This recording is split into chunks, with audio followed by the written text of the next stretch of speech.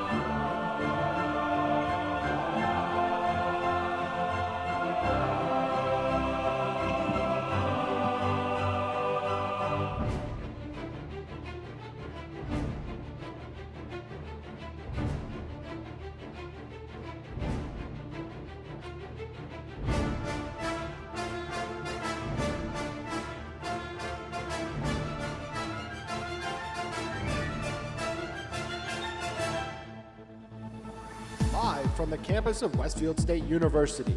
This is 89.5 FM, WSKB, Westfield.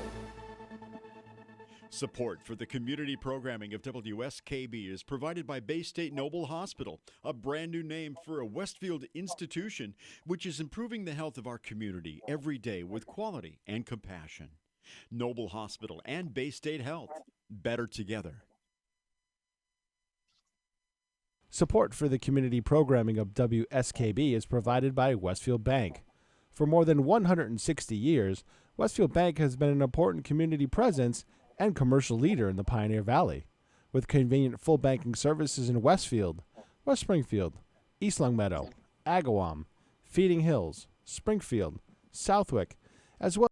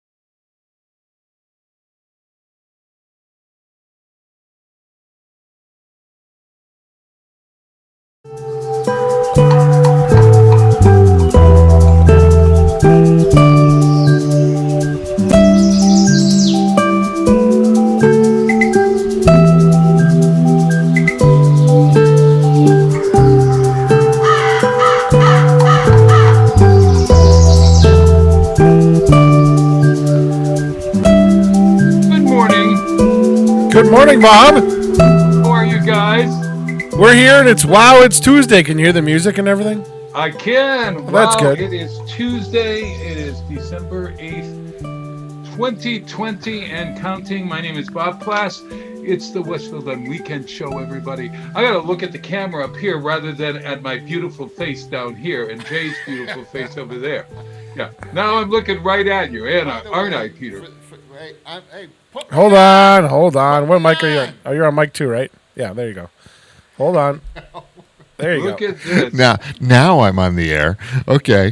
Oh my God! And you don't have you have a blue screen behind you, everyone. Yes, I do. That's because he's on the remote camera. See, I can do this with his camera, Yeah. and I can show you the whole studio. Yes. Look! Oh my! Holy mother! Wait. We can do a Sesame Street. Far? Yeah, right. Near. Oh, there. I can get really near if I want to. No, don't. Show go me too, his pores. too We'll have a little. I'll have my dermatology report. No, negative. I'll abstain from that. By the way, Mr. Bob, your room and your background looks quite festive. Yeah. Look it. I'll show you. Look. You can't see over there. Well, I can see a little. I see. Yeah. However, when you pull back, you've straightened it out a little bit, but it was the mantle behind you was a bit cattywampus before. Oh, was it cattywampus? Yes. Crooked? Cattywampus, yes. Well, everything in my house, See, everything in your house is cattywampus. I know. Yeah. See, the house is above me. That painting. It's an interesting story. This painting right here of my house. Okay. The house was built in 1760, right? It's called the Hedges House, and it was built by somebody Hedges. I can't remember what the guy's name is, for Mary Noble, his wife. And so at any rate, the house is built of cedar. So you look at the doorways and everything is like on a slant. And the good news is we have a central chimney. It's called a 4/4. So there are 4 rooms on the bottom, 4 rooms on the top, and then the barn has 2 other rooms back there. So it's a 4/4, 3 other rooms back there. So it's a big house compared to, people think it's a tiny little cottage or something. But quite honestly, it's a lot bigger than I don't keep it up as well as they should, or James and I are always working on it. But at any rate, what I was going to say is that the chimney is in the center of the house, and the floors go away from the chimney. They tilt away from the chimney. Do you know what I'm saying? Why is that, Bob? Well, that's because back in the day, the chimney is what really held your house together. Literally, it held everything. That was the main foundation. Now, yes.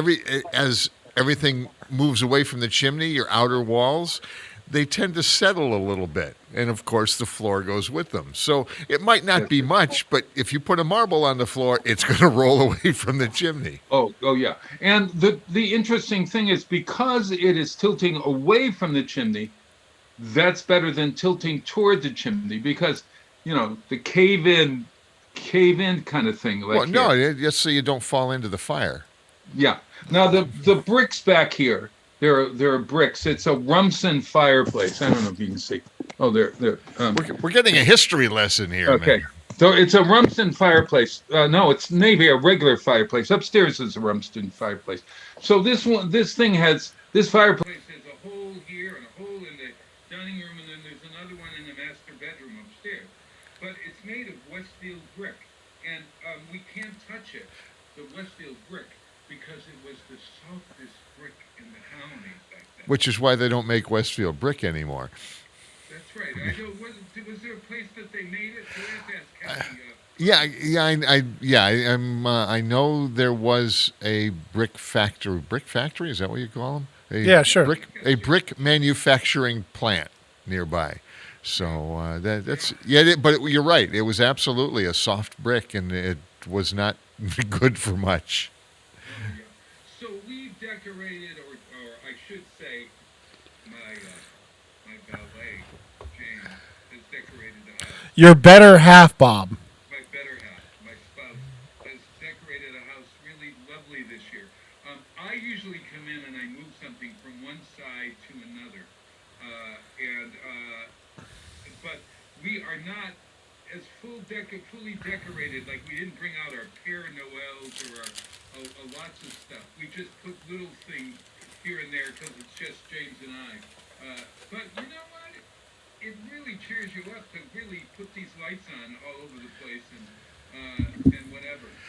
I was a little less than enthusiastic this year. I don't know why. We went all out for Halloween and had fun with the scarecrow and things. And thank you for that, Bob. That kind of made a treat. And there was a history. I don't know if you heard the long story of that, because you remember we had a little snow right before Halloween. Did I say Thanksgiving? Yeah, okay. So the heavy rain. And because I had the scarecrow kind of dancing with a scary old lady in the front yard, and it was kind of cool. And then of course the deep blue house in the background, and then it poured rain for a couple of days, and then it snowed, and the weight of the rain and the snow kind of knocked the two of them over onto their let's just say the scarecrow was on top of the scary lady. So it was no longer it was no longer a family display, so I had to take it down for Halloween. Now that doesn't, not to say I love Christmas, I love wintertime, I love everything, but it's just time has gotten away from me, and the real job has kept me away from the house more than I would have liked. But we really didn't get a chance to decorate much. So I'm going to put some candles in the windows and stuff. But Marion comes home with this really nice wreath for the door, and it's got lights all in it, and there's batteries. So all you got to do is hit the button and turn the lights on. I can have them either white, or I can have them color, or I can have them really cheesy and flash all around. So we put that up about a week ago. My new neighbors at the house next door, who they moved in last summer. And, they're very nice people. And I noticed last week they put up a Christmas tree inside. And I says, oh, that's really, really nicely done. And then a couple of days ago, they had a couple of guys come in and they've got every edge of the house covered with white light. It looks beautiful. I mean, really, They hired somebody to keep up? It's awesome. So they had to hire somebody to keep up with my wreath on the front door. so, Yeah, I wonder if they're part of our holiday lights challenge. I don't know. Actually, that's a good question. You should nominate them, Jay. I'll have to check it. That's what I'll do. I'll just say it's my house. No, nominate them. That's right. You could say it's your house. No, I wouldn't do that. I wouldn't. You guys do are that. bad. Look, I don't want to annoy the neighbors yet. The old joke was when we moved into the neighborhood, I think we were the second people in the neighborhood. It was a new build area, and we were the second house to move in. And the first one, I walked down and I introduced myself to them. A week later, they had a for sale sign on the house. I No. go, whoa, wait, what? You're impressive. Yeah, and Marion's like, what did you say? So You're impressive, Jay. So then, not long later, some new people moved in. Actually, they built their house. So it's like 6 months later, they built the house across the street and a couple of lots down. And I stopped to say hello to them. Right, 6 months later, they get a for sale sign up. And I go, okay, that's it. I'm not going to even visit anymore. Jay. So this is Peter. This is sort of like he is in the reverse of, somebody moves into the neighbor. No, how does it work? Oh, people moving into the neighborhood and then others moving out. It's sort of like in reverse. You're there. People just take the chance. You do take a chance. It's a little scary, Bob, is what it is. Well, they say it's. Take a chance because you really ought to be able to stay in the house like a week or two, like a person, like you could. To meet the neighbors, yes. Try out the house, try out the neighbors, yes. Moving in. Yes. Okay. Be a good idea. So, I like the ski area. Sorry, no, that was just because my cursor was over there. Oh, come on. I like that. Go put the ski area back. No, up. no, I gotta- no. I That was gotta get just in the that's mood. just a background on my computer. Oh, okay. It was a nice ski area. So the long story short is don't visit the neighbors right away. Give them some time to get used to the neighborhood. Jeez, before Jay, I you- didn't believe. Well, You know. these neighbors next, people across from you, must be really happy that they have the best lit house on the street. Well, yeah. I mean, I would be proud if I was them. It's just I ain't going to be them this year. Now, it really isn't. It really is Your impressive. measly little wreath. Yeah. It's keeping up with the wreath, man. Oh my God! Holy gosh! Hey, you're probably wondering why I'm at home. Well, it's December Fest, and why not be at home during December? But we got a corona. I was part of a corona. What do they call that? Contact tracing thing yesterday. Yes, so you are being quarantined and a cautionary quarantine, I think we would call it. It's a cautionary quarantine, yes. Jason Pullen from Westfield on Weekends, our event manager's daughters were in a class where somebody, or in two classes at a school, where one of the kids in the school got tested and was tested with COVID, and so in essence of caution, they called everyone, and Jason and I and Barbara Tran and Susie Nagovitz were putting up our holiday display in the window down at Renova at Westfield Creative Arts at 105 Elm Street. Might as well get everything in. By the way, that was very nicely done, by the way. Oh, Yes. So we were together on Saturday. So Jason gives us the call yesterday to just and a very nice sort of thing. This is what you have to do, etc. And I'm doing this, etc., etc. So in an abundance of caution. But then I thought, you know what? During December, it's nice to be at home for one. It But is, also, yeah. Especially at this time, I was, you know me, Peter, you know me. I'm listening to the news. Yeah. And I'm buying every word that's on the news. Okay. You're panicking. Well, I listened to, You have the tendency to panic, Bob. yeah, it's my old, yeah. That's just your nature. That's all. I've learned that over the years that it's your nature. It's a wonder that my hair is still there in some way, you know. This is true. I'm not disagreeing with you on that one. No, actually, not to get off the subject or anything, But you do have wonderful hair for your age, Bob. You do. You have a great mane of hair. Now, what are you saying, Peter? You have wonderful hair for your age. Well, people in their 70s don't always have a full head of hair like that. No, okay. Yeah, and it's really not fully. That's a huge compliment, though.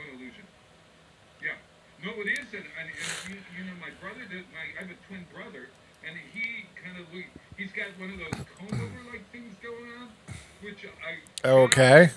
get to him on.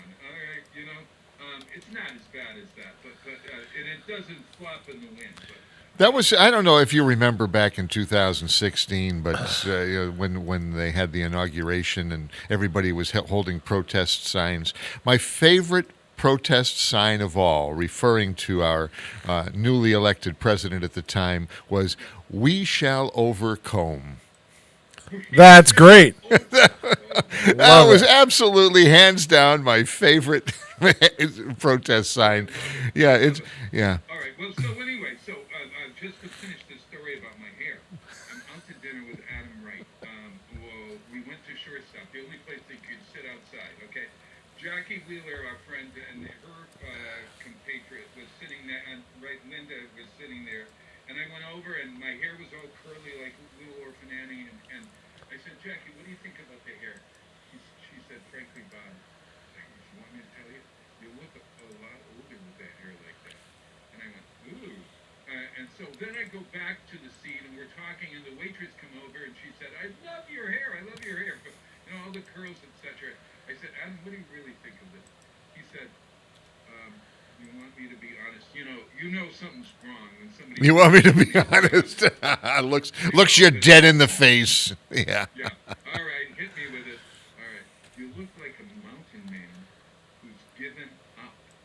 Now, I kind of like the idea of a mountain man. Will Geer. What was that Robert Redford movie with Will Geer? Jeremiah Johnson. You're Will Geer in the old cabin, Grizzly, old Grizz. Yeah, with the hair all over. Yeah. So the part about giving up, I said, oh, God. So I went to my stylist, everyone, who is really a relative of mine, and she did this. And so it's sort of curly, but it's not sort of curly. You say that like you're not particularly pleased. She did this. No. Oh yeah. Well, have you ever been to a barber or a stylist and blamed them for the next 4 weeks or 5 weeks for? No, it's not their fault I look like this. What? Yeah. It's not like we shall overcome. Oh, Bob. Look, we're at the end of our rope. We've got no other choice. Let's go there. No, we gotta, you gotta. I'm always forever trying to figure out how to. Jay, let me see. Would you demonstrate how you comb your hair in the morning? All right, go. Holy! Oh, there I am. 4 weeks ago. No, actually, I'm a little bit beyond where I should be on a haircut. So what it does is it curls up on the ends. So I'm starting to get what did that they used to call that a little curl, an up Cowlick? Yeah, whatever. No, that was at the top of your head. Oh, okay. Yeah. I called that the alfalfa. The alfalfa look. Yes. Yeah, if you let it go long, I wonder if it will curl like mine, and you too could. Mine gets. No, Bob, I have the Irish curse. So mine gets wicked curly too. Does it? Oh yeah. It's not all the little curls everywhere. It doesn't look like like on the a sides. loose perm. Yeah. It gets down to the sides and then curls up. Exactly. I mean, women paid a lot of money for that back in the day. Yeah, mine just happens naturally. Oh my God! And they would they tease it to death. What was I watching? Oh, I watched this great documentary on Studio 54. Ooh. Studio 54. Yes. It was on 54th Street.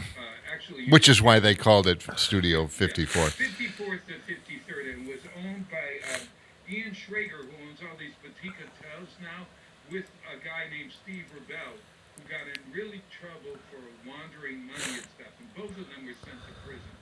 So at any rate, and Steve died of AIDS. Steve Rubel died of AIDS long Yeah, ago. that was back at the height of the disco era, back in the Oh yeah, 70s. Yeah, that it was was like huge. 66, maybe 67. It's what Saturday Night Fever was modeled after. That Yeah. club. That's the club. If you watch Saturday Night Fever, imagine that only more opulence. It was Studio 54. Yeah, they took an old theater and they redid it as a discotheque. But they called in theater lighting designers and set designers. So the dancing on the floor was fine, but then it sometimes it would snow and then the lights would come down, and they had a man at the door who would let you in or not let you in, depending on how you looked or who you were. So here's the question, Bob. Did you get let in? You know, the irony of this whole thing is James is sitting there watching the movie with me, and he said to me, "Did you ever go?" I said, "Did you?" He said, "Oh, they wouldn't let me in. I got in." No way. I don't know what I was wearing. I don't know what I said. I don't know if I blew kisses at the bouncer. I have The no bouncer idea. thought you were cute, Bob. That's what it was. Well, I got in, and then actually Jim Quinn, my roommate, and I got in, and then turned, and I was as I was watching. Oh, we know Jim Quinn. We're going to have to ask him about Studio 54 and your adventures there next time he comes over. Yes, yeah. He, well, I only went there once.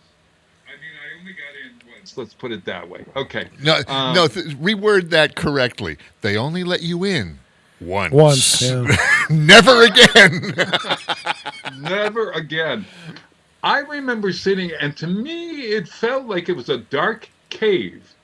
And maybe I was in a dark cave, and I don't ever remember going on the dance floor. They brought you to a special room, Bob.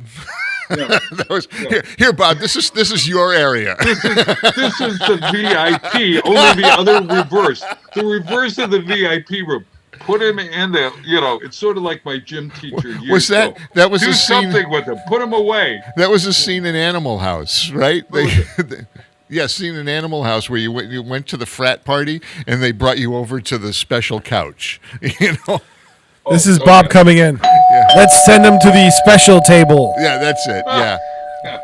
The special table, which is out in the alley, where people can, who are no one will recognize. Everybody is at Studio 54. You know, everybody. Everybody who's anybody, right? Anybody was there, you know, and they were all doing coke or whatever. And Well, you said it was snowing from the ceiling, so. Oh God, it was. At any rate, where was I? I was talking. Oh, I was watching television. This was about 5 or 10 minutes ago. I was watching TV and the news, and there was a corona. Oh, Deborah Burks was on Sunday from the task force, and she was saying something to the effect that if you're in a house with strangers in your house, you have to wear the mask in the house. Okay, that's just stupid. Well, this is Deborah Burks, the head of the. Okay, and if you're outside of the house, You know, Bob, they provide there's studies now that I read, I think in the New England Journal of Medicine, that masks only make you feel good. They really don't do a lot effectively to stop this. They just make you feel better. No, well, it's the two sides. If you wear a proper mask, it keeps you who was infected from infecting someone else. Depends on whether you wear it inside out or not. Yeah. Don't stir it up, Jay. Yeah. So, no, no, it's back to facts. That was just a joke. Yeah. Okay. Yes. Now, Peter, I gotta say that the House, she is representing the president, okay, and so she is telling everyone that to be safer, we have to really, especially in the next 2 to 3 weeks, when Thanksgiving, the boom from Thanksgiving, the Thanksgiving boomers, we'll call them, if they're ill, okay, they're going to be getting ill in the next 3 weeks. Yeah. And so if they are, So, in an abundance of caution, I think we all ought to really, for the next 3 weeks, hunker down a little bit more than Let's you close have. everything, Bob. I'm not saying close everything. I'm saying for your own good. If you're 75 years old, If you're in a group that could potentially I say this, have ill effects from this or severe ill effects, then you should be doing everything you can to protect yourself. Right? It's not the government's job to protect you. It's your job to protect you. that's exactly right. Just like it's And your the job to have government- insurance, and yeah, it's like it's your the job to. government's job. It's the government's job to get the word out, and so they certainly got the word out to me because I immediately sort of started to think, yeah, maybe James and I will be hunkering down for a couple of weeks just in order to be sure. And lo and behold, they get the call from Jason, and of course. Well, I didn't panic. Jason thought I was going to panic, but I really didn't panic. See, You're Jason just doing the knows right you, thing, yes. Bob. I mean, I give Yeah. you credit. You're doing the right thing. Yeah. Well, thank you. And I hope everybody else out there also does the right thing. Yeah, hey, I that's need it. a little eye concealer here today. Honest to God. I can't tell from here, Bob. So unless you tell the world, nobody's going to notice. You're good. No one's looking anyway. Yeah. I'm sitting in the back table at Studio 54, way back. Now. Yeah, and your house is less cattywampus now. Yeah. So you're Hey, in good shape. So we're in And the we did middle we did get our own coffees this morning. I'm holding. They can see me on the screen to channel 15. You can only see Jay. Yeah. I can't figure out how to Oh, patch us. yeah. I can't figure out how to patch us both in. Really? I went down to the Dunkin' Donuts and they go, "Hey, this is on Bob." So thank you, Bob. Oh, great. Was the perky girl there? Different donkeys. So Different donkeys. You don't I'm tell me. just- But everybody knows Bob. I says, "Hey, I'm here. Bob sent me." Oh, yeah. Well, look. All right. I'm putting the clip-ons on. I'm Hey, looking but, at hey, my... what do before got? we forget, you mentioned the Westfield on Weekends windows have been decorated, and I love Yeah. that. It really helps to create a festive downtown. But did you notice that the Artworks folks have done something similar? And they're promoting all the storefronts to do this. Yeah, no, they're going to be they're coming on Saturday. I was going to talk about it a little later. It's called Window Wonderland. Yes. And they've got lots of the storefronts what am I saying? Painted. Decorated. And I think they're going to allow children to go down and paint by numbers on Saturday and Sunday of this week. Yeah, So and I love go to that. I Artworks saw Westfield. that. Yeah, Yeah, Artworks Westfield.org. I Yeah. believe, yes. Is it the .org or .com? No, I think they're a they probably .org. have both. Search on Artworks. They're a Westfield, .org, you'll I find believe. them. But it's okay. what I love is how Westfield on Weekends and Artworks over the years have really found their own niches and have grown the arts here in Westfield. Just so many cool things have been done here. Together, God, yes. separately, but it really has enhanced the community. And here's the other thing: the Friends of the Athenaeum have in the daytime it looks like paper bags all over the place. But they're really luminaries, and they all have a little light in them. They're lit up at night, yeah. And they're lit up at night, and they're still working on how to make them brighter, I think. But it's a lovely community. Everybody's trying something. There's a place. There's a place in Mystic, Connecticut. Oh, I know. It's the old Mystic Shops, right off the highway down in Mystic, Connecticut. And every December they have a couple of weekends before Christmas that they do exactly that. The little white bags, and they have the candle in them. So imagine one of these every couple of feet throughout a whole shopping complex. It's an outdoor, walkabout shopping complex. There have got to be 1,000 of these things. And I'm like, I went down there a couple of years ago with Marion, and I'm like, who lights these? Somebody walks around and lights all these things. No, I could tell you that. Well, unless they were real. Were they real candles? Yeah, every one of them. They're real candles. Yeah. Oh wow, they got a whole fleet of volunteers. I'm wondering, I don't know, but the Friends of the Athenaeum love this idea, and they were going to do it on the street, but unfortunately at the time, the city fathers felt it was not a safe thing to do at that point. Correct, yeah. And so I would agree with that because with the downtown traffic, you don't know who's going to walk by there and destroy things. It's Yeah. more about Well, just. I don't think it's more about destroying them than or absconding with them than Mischief. actually just like shutting them off or something like that. Mischief People just makers. take them. Yeah. Yeah. As our good friend Well, Jay's they- experienced in the downtown corridor, sometimes things walk away, big or small. Yes. Secure your stuff. Yes. Secure. It's a safe place, though. It's safe and responsible. Let's Yeah, put it if you're walking through downtown, it's fine. It's Yeah. when something is stationary for a long period of time, it may be absconded. It's not quite like quite as bad as New York though. Back in the day I used to drive a truck down in New York and New Jersey and picking up produce and other things for supermarkets. And I'd leave early in the morning, and if I found sometimes you'd see a car broke down on the Cross Bronx Oh, yeah. Expressway. I know exactly what and you're you come talking back about. a couple hours later, that same car is up on blocks, no tires, and sometimes a door is missing. You don't leave your don't break down in the Cross Bronx. Hey Bob, oh, during yes. the first break, is there any way you could find headphones or earbuds or something? Because we're getting a I little. can why? My microphone is a little off? It's no, your microphone's fine. It's the warbling we're getting from hearing us back a little bit. We're kind of. It's kind of like it sounds like the Peanuts. Oh, the Oh, Peanuts sure, teacher. Sure. I'll So go in the on first internet. break. Alrighty. Well, let's take a break right now. We're already And- past the first break. It's Okay, time in for the second We break. missed the first break, unfortunately. But I'm playing all Christmas songs, and the first song was not going to be a Christmas song, so or Decemberfest song. So I would love to. Did you get the latest email that I sent you another song last night? When, Bob? I go to. It was about 12 o'clock. No, 11:30, I didn't. 12 o'clock.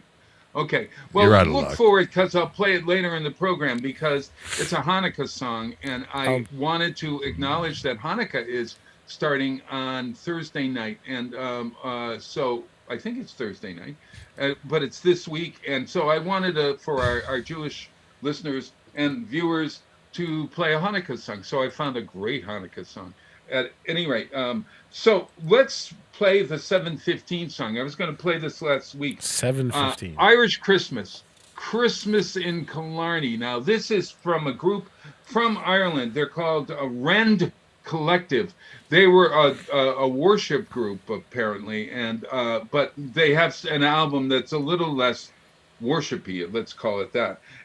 And this is from their Jolly Irish Christmas album, Volume 2, the Rend, R-E-N-D Collective, Christmas in Killarney with all of the folks at home. Really terrific. The holly green, the ivy green, the prettiest picture you've ever seen. It's Christmas in Killarney with all of the folks from home. It's nice to know to kiss your beau while cuddling under the mistletoe. And Santa Claus, you know, of course, is one of the boys from home.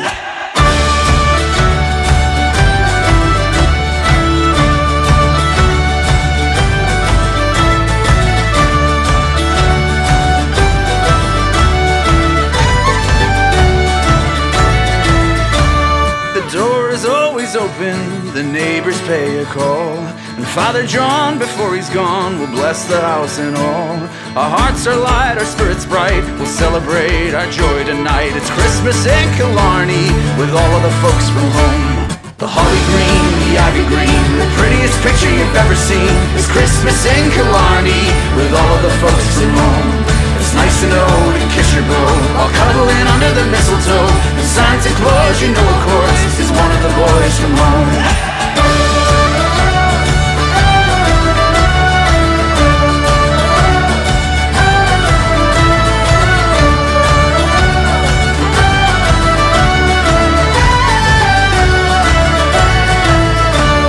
We'll decorate the Christmas tree while all the family's here. Around a roaring fire, we'll raise a cup of cheer. There's gifts to bring and songs to sing and laughs to make the rafters ring. It's Christmas in Killarney with all the folks from home. The holly green, the ivy green, the prettiest picture you've ever seen. It's Christmas in Killarney with all of the folks from home. It's nice to know to kiss your beau while cuddling under the mistletoe. And Santa Claus, you know, of course, is one of the boys from home.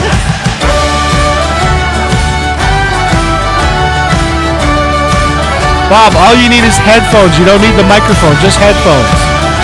Just a pair of headphones. That's it. Yeah, you don't need the microphone, just headphones. Your microphone's okay.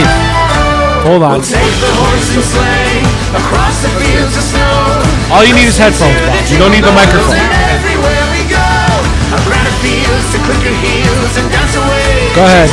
Talk. It's Christmas I can hear in you. Killarney with all the folks from home. I don't Holly have green, headphones. the ivy green. All right, we'll live with it. Now, don't use the mic. With all the folks from home. It's nice to know. You can if you want it, but you don't need it. The microphone wasn't a problem. It was we're hearing us back in the microphone. That's all. The holly green, the ivy green. Don't worry about it. If You can unplug the microphone and use the microphone on board the computer.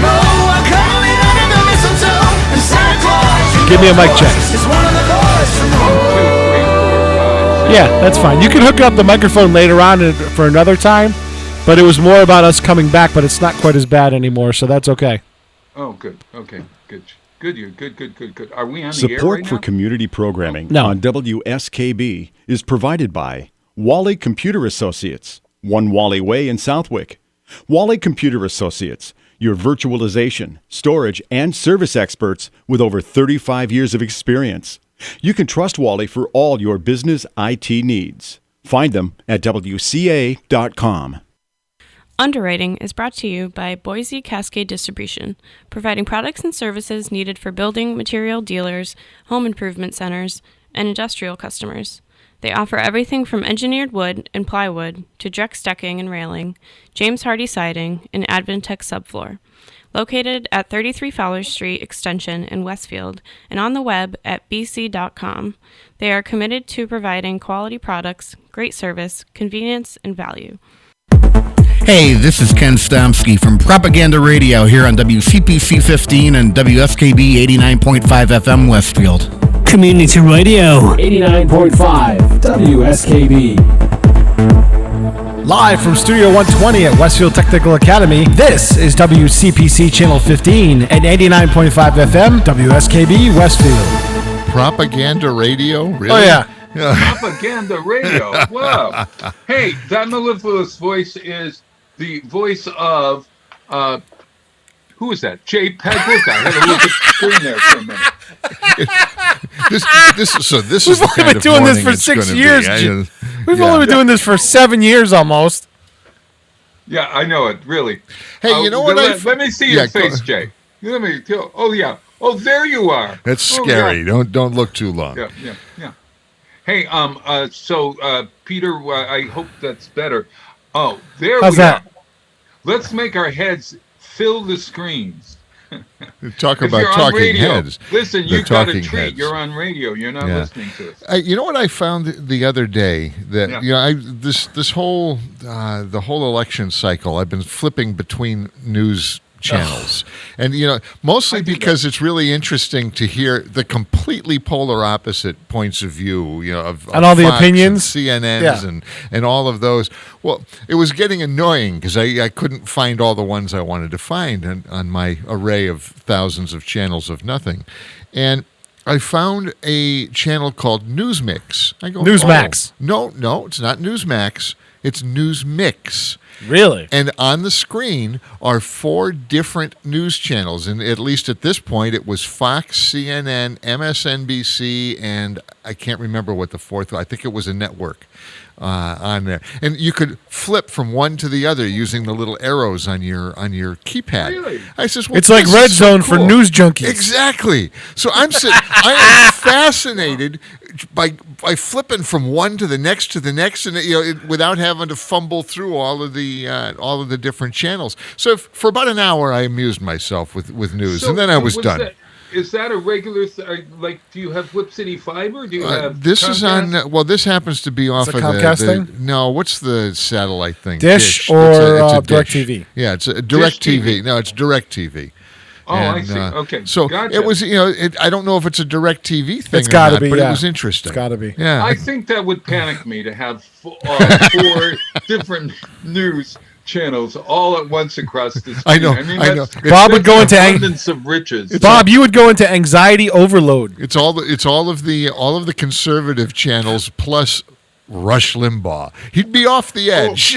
Oh, my aching back. Honest to God. Bob would just sit there and just say this over and over. Come on, man. Come on, man. Come on, man. Yeah. Shaking my head. Shake SMH is what you put. I learned from Michael Fox. Yes.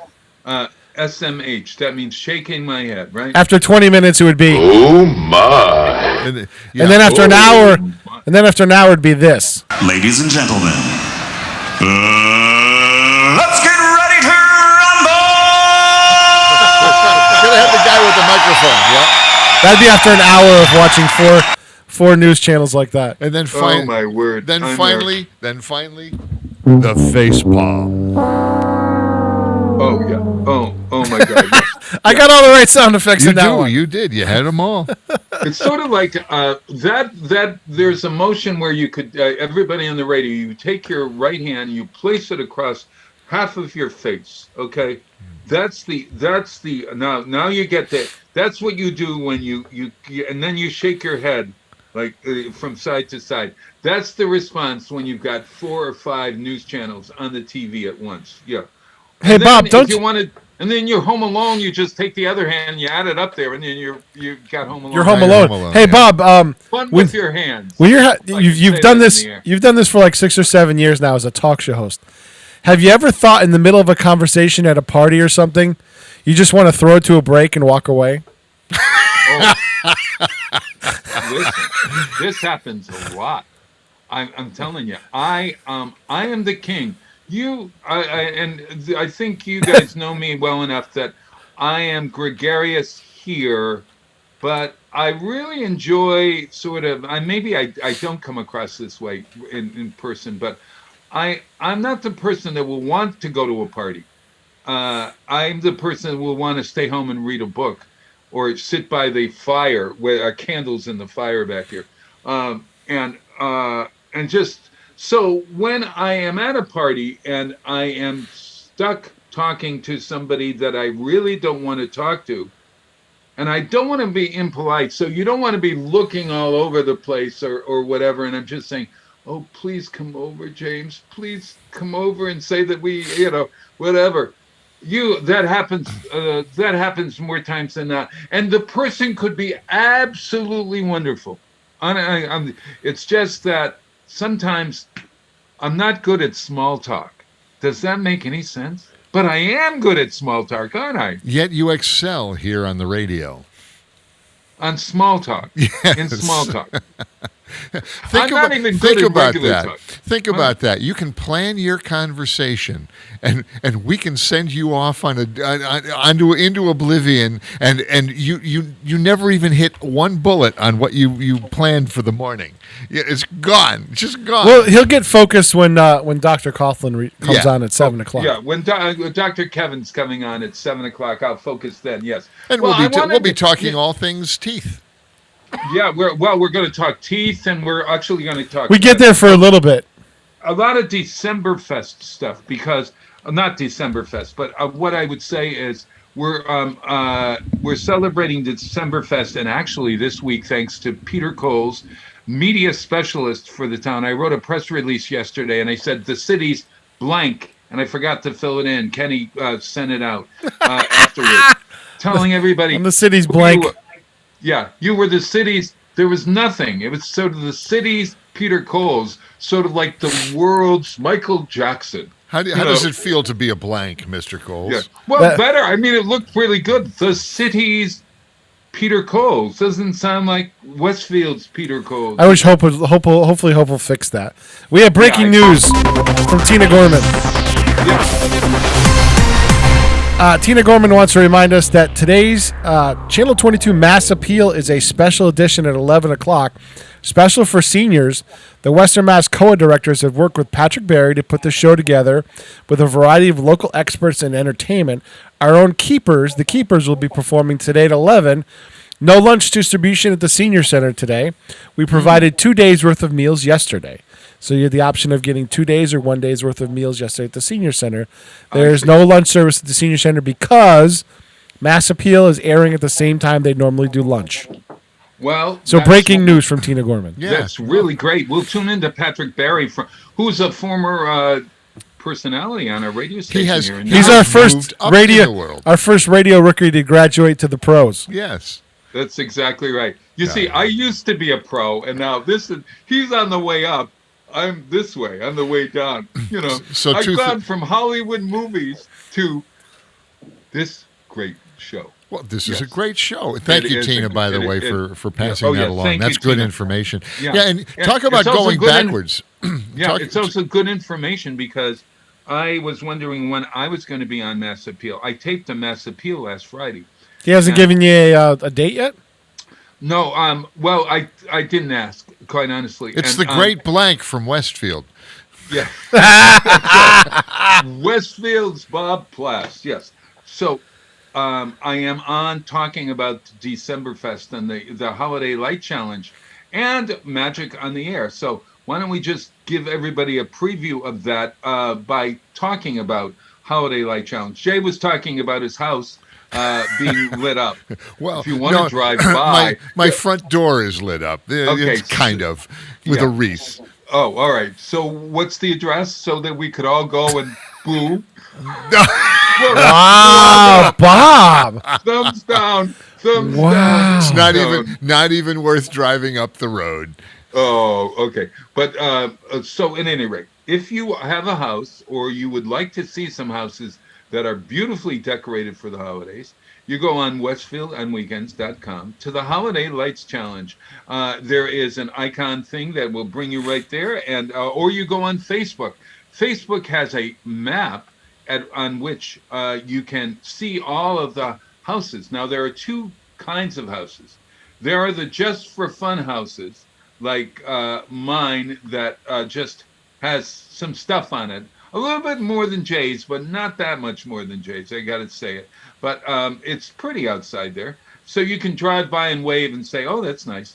Or you can drive by and say, wow, is this a winner or what? And then go online and like the house online.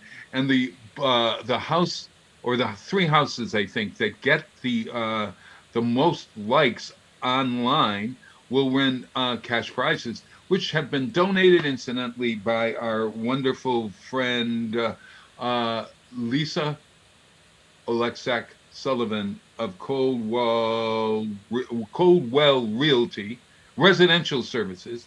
And we also got a grant from the Mass Cultural Council and Westfield Cultural Council and Westfield Bank. And also Joanne Papademetrio of Keller Williams came in there with some help as well.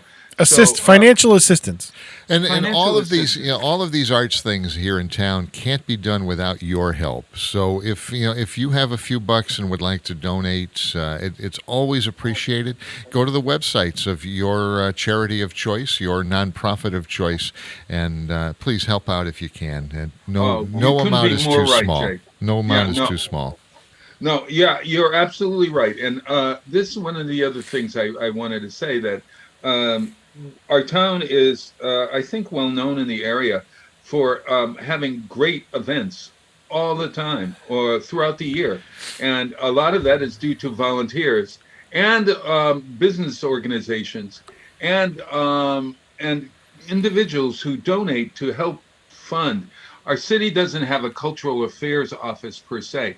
So these are all not-for-profits, 501c3 not-for-profits that are doing the business of keeping our community alive and well and getting people together, even in times like this when we can't get together. It's more robust, the fact that it's being taken care of by the citizens, because they're more passionate about it. It's a more robust. We have a more robust arts culture, I think, in this city, because the citizens have taken action on their own and they're passionate about it. Well, you're right. It's exactly right. And the city does. I mean, Springfield was lucky when you were there when you first started, with getting Judy Matt and you. Oh, Barbara and Denny was early on. And Denny and all. Mayor's Office for Cultural and Community Affairs. But they were lucky because when we had a lot of money. They were lucky because they had passionate people in there, and doesn't always happen. Oh, well, thank you. Thank you. That's where we learned how to be passionate about community. I think back then in Mocha in Springfield, which kind of morphed into Spirit of Springfield, incidentally. So, at any rate, if you're wondering about the winners of the Tree Jubilee, I was going to read them today on the show, but you don't. I don't have to do that because guess what? You can go right to Facebook or to westfieldonweekends.com, and the list is right there. If you click on the icon that says Tree Jubilee, we have all of the winners. Jay, unfortunately, you didn't win. Again? Oh. No. That's all right. I'm sorry. I finally year. broke down after all these years and bought a tree in a box. You did? Yeah, I did. Yeah. Oh, so is it an easy one to put up? Does it just have two ends that sort of get stuck together, and that's that? No, it's a tall one. Comes in 3 pieces, and they weigh too much, and I'm getting too old. So I think I'm going to leave it in the box. So where's that wreath? Where's that wreath? Put it on the front door. No, I did set it up. It's and it's interesting. You got to bend all the little branches to fill the holes. It's interesting. Sure. Yeah. Hey, our Wisconsin music director last week had selected a show, but last week, look at Kevin Coughlin is joining, or at least he's the name is right there. There's Mr. Dr. Coughlin. Sorry, yeah, he'll be joining us in a moment or two. But why don't we take a break, and we're going to play a song that our Wisconsin musical director selected. It's an old Otis Redding number called Merry Christmas. Is it Merry Christmas, Darling? No, Baby. Darling, Baby, Schnookums. Merry Christmas something. Merry Christmas, and it's Otis Redding. Hold on 1 second.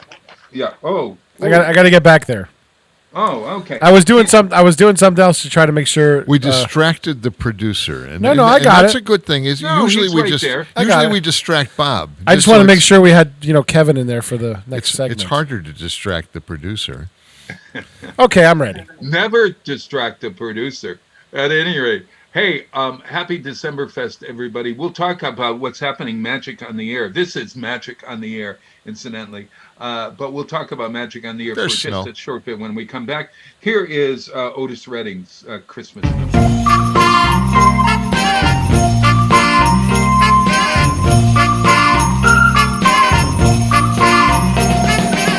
Merry Christmas, baby.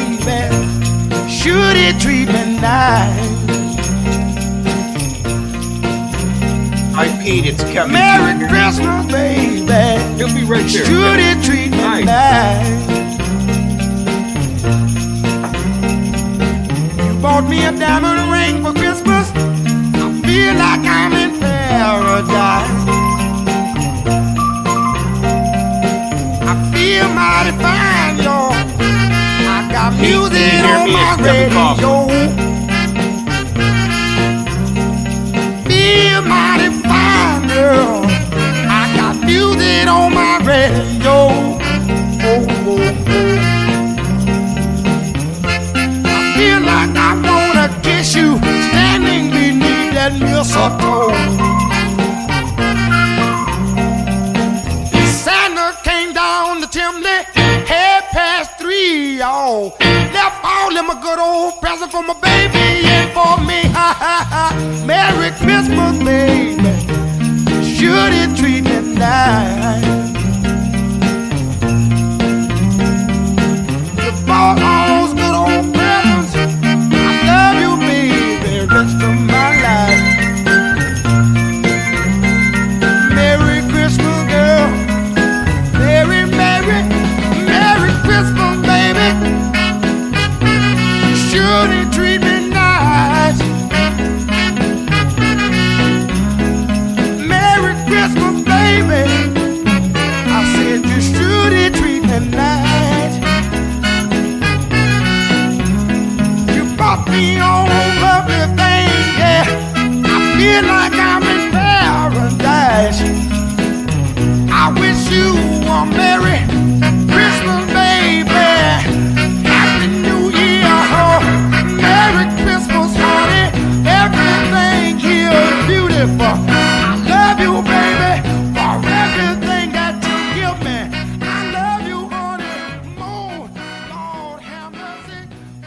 Support for community radio on WSKB is provided by Betts Plumbing and Heating Supply Company, an independent, family-owned wholesaler serving Westfield for over 50 years, specializing in plumbing, heating, and industrial piping supplies.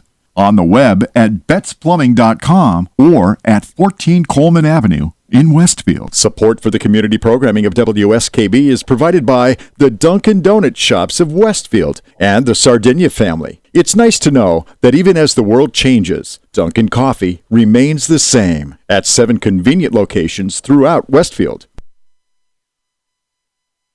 Saturdays were made for polka. Tune in to the Polka Jammer Network starting at 6 a.m. and Polka Hall of Famer Billy Bellina, Breakfast at BB at 8:30. Community Radio. 89.5 WSKB. Live from Studio 120 at Westfield Technical Academy, this is WCPC Channel 15 at 89.5 FM, WSKB Westfield. Wow, it is Tuesday morning, December 8th, 2020 and counting. My name is Bob Platts. I'm from Westfield on Weekends, westfieldonweekends.com, who is having all kinds of wonderful things.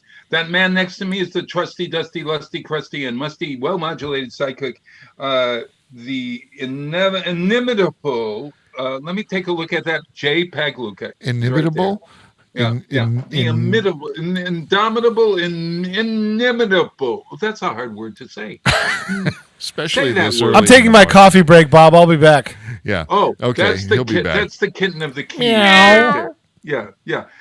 Peter Coles, our producer, and who has done yeoman's work, just incredible work this season, because he has helped Westfield on Weekends. He and Kenny Stomsky of Ken's Den, and also of KS Solutions, his recording company. How do you describe? Well, his one of the many things he does is transfers recordings, whether it's from to something from whatever format you have your memories in, to the latest digital format, so it'll last digitally. So he's a forever. memory transformer. A memory transformer. Ooh, I like that. Yeah. We're gonna tell him that. And so both he and Peter and I and came up with and Jason Poland and Mayor Don Humison came up with an idea to, since we weren't having the tree lighting ceremony and the lantern light parade and the lantern workshop and the in-person house tour, that we would come up with some other ideas. And out of that meeting sprang an idea for Magic on the Air, using Channel 15 and our streaming service, westfieldtv.org, and our archival service at YouTube, to create a month-long series of holiday programming.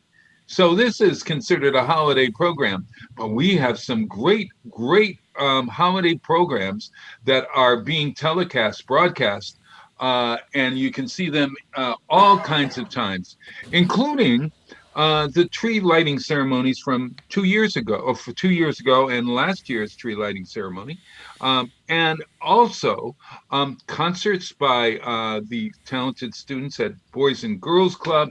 We've got concerts by the talented students of Westfield High School, the show choir and the band. We've got the original musicals by our very own Kathy Palmer and Marion Dunk's Westfield Theater Group musical of A Christmas Carol and a also Holiday Spirit are being telecast. There are panel discussions, storytelling, jazz. There's a jazz program that's going to be on. We even have the Berkshire Theater Productions student holiday production, which is going to be telecast. Now, the schedules are going to be up at on Facebook and also at westfieldonweekends.com and hopefully in the newspaper. And I forgot to mention, Decemberfest also couldn't have been done without Roots Publishing and the Westfield News. They've been really wonderful to us, and as well as the city of Westfield, and all the help that we get from them.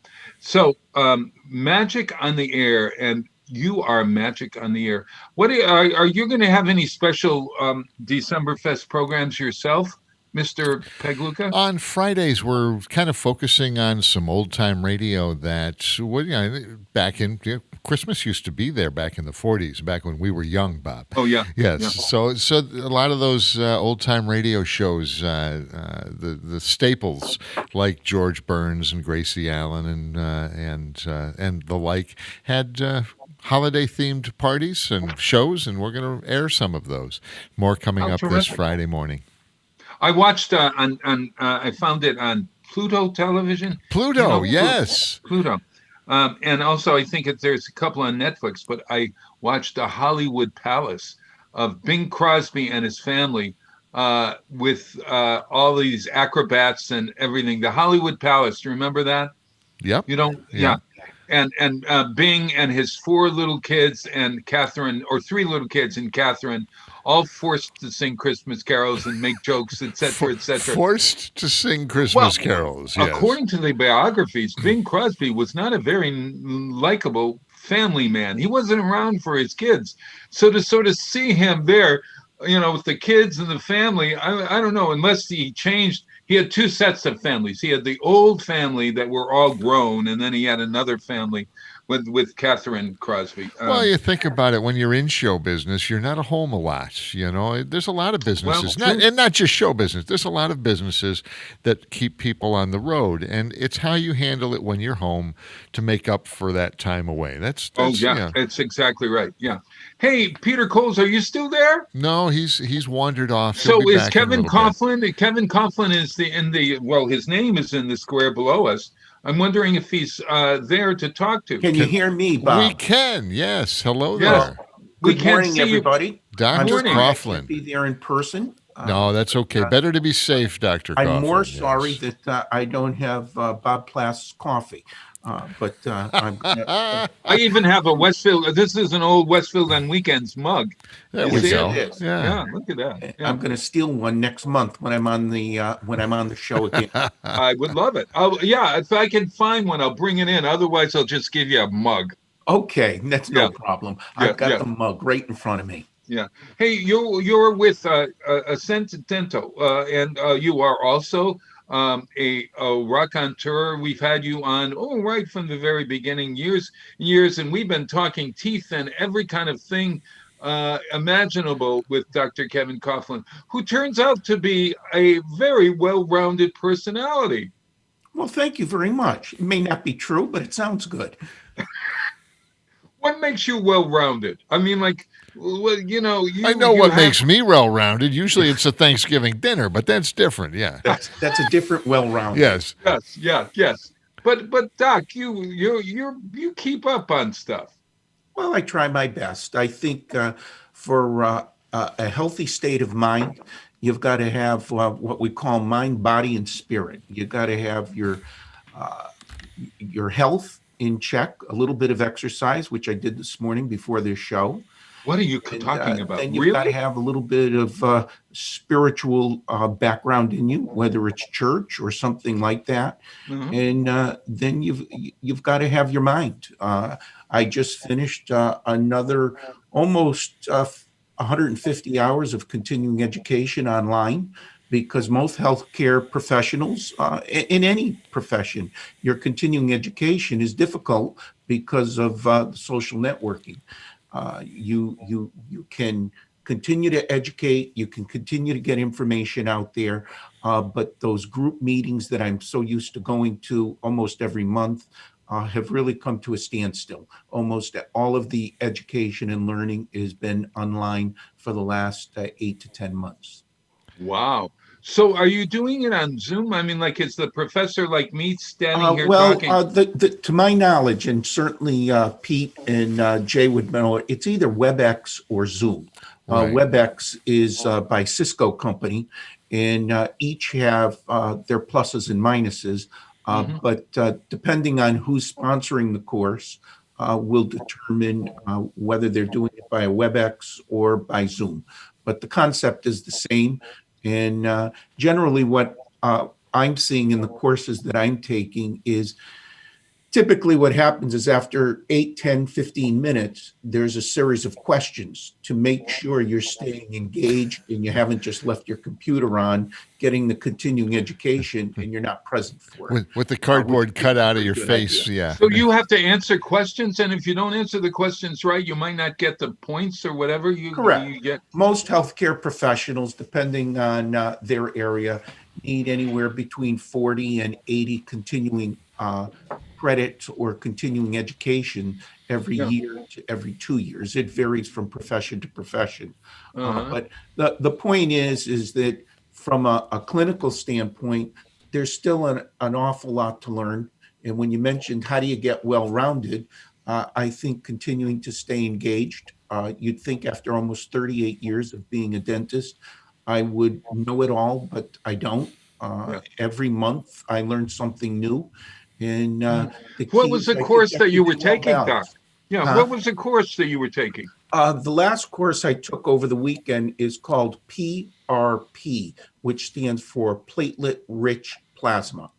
And basically the idea behind it is in medicine and in dentistry in particular, we're using bone grafting material that's either artificial, comes from an animal source, typically a cow or a pig, or it's from the patient's own body. We take a little bit of bone from the upper or lower jaw, but it can be done from the calvarium, which is the top of the skull, or it can be done from the hip. And basically what you're doing is harvesting these growth products and these bone products, which can be painful, can be expensive, and many times have to be done in a hospital setting. The PRP is not a new concept. It's been around a while, but the procedure continues to improve. But the substance is we draw a little bit of blood. We take that blood and put it in a centrifuge, which is a spinning unit, roughly about 13 minutes at about 3,000 RPMs. And you get 3 layers of material in the test tube. And the middle layer is called the fibrin layer. And that fibrin layer contains growth cells, stem cells, tissues or materials that will help heal the body. So for me as a dentist, one of the more common surgical procedures are removing wisdom teeth. And generally wisdom teeth tend to be the most painful treatment. They tend to take the longest to heal. And there's a fair amount of postoperative discomfort and problems. By placing the PRP in the extraction site, the plasma into correct. What you're doing is you're reducing costs significantly, because many of the products that I just discussed can cost thousands of dollars. If you look at it from a business perspective, the cost of trying to help that patient heal is actually sometimes more expensive than the removal of the teeth. So as a consequence, there's a cost barrier for doing the treatment. Whereas when I'm taking your own blood, I've reduced that cost significantly because I don't have to buy or keep an inventory of materials. I don't need to put you in a hospital setting. It's simply drawing some blood and spinning it down and then using the particular layer that's going to give you the best results for the procedure. So the plasma that you would put in would then help you to heal faster? Oh, absolutely.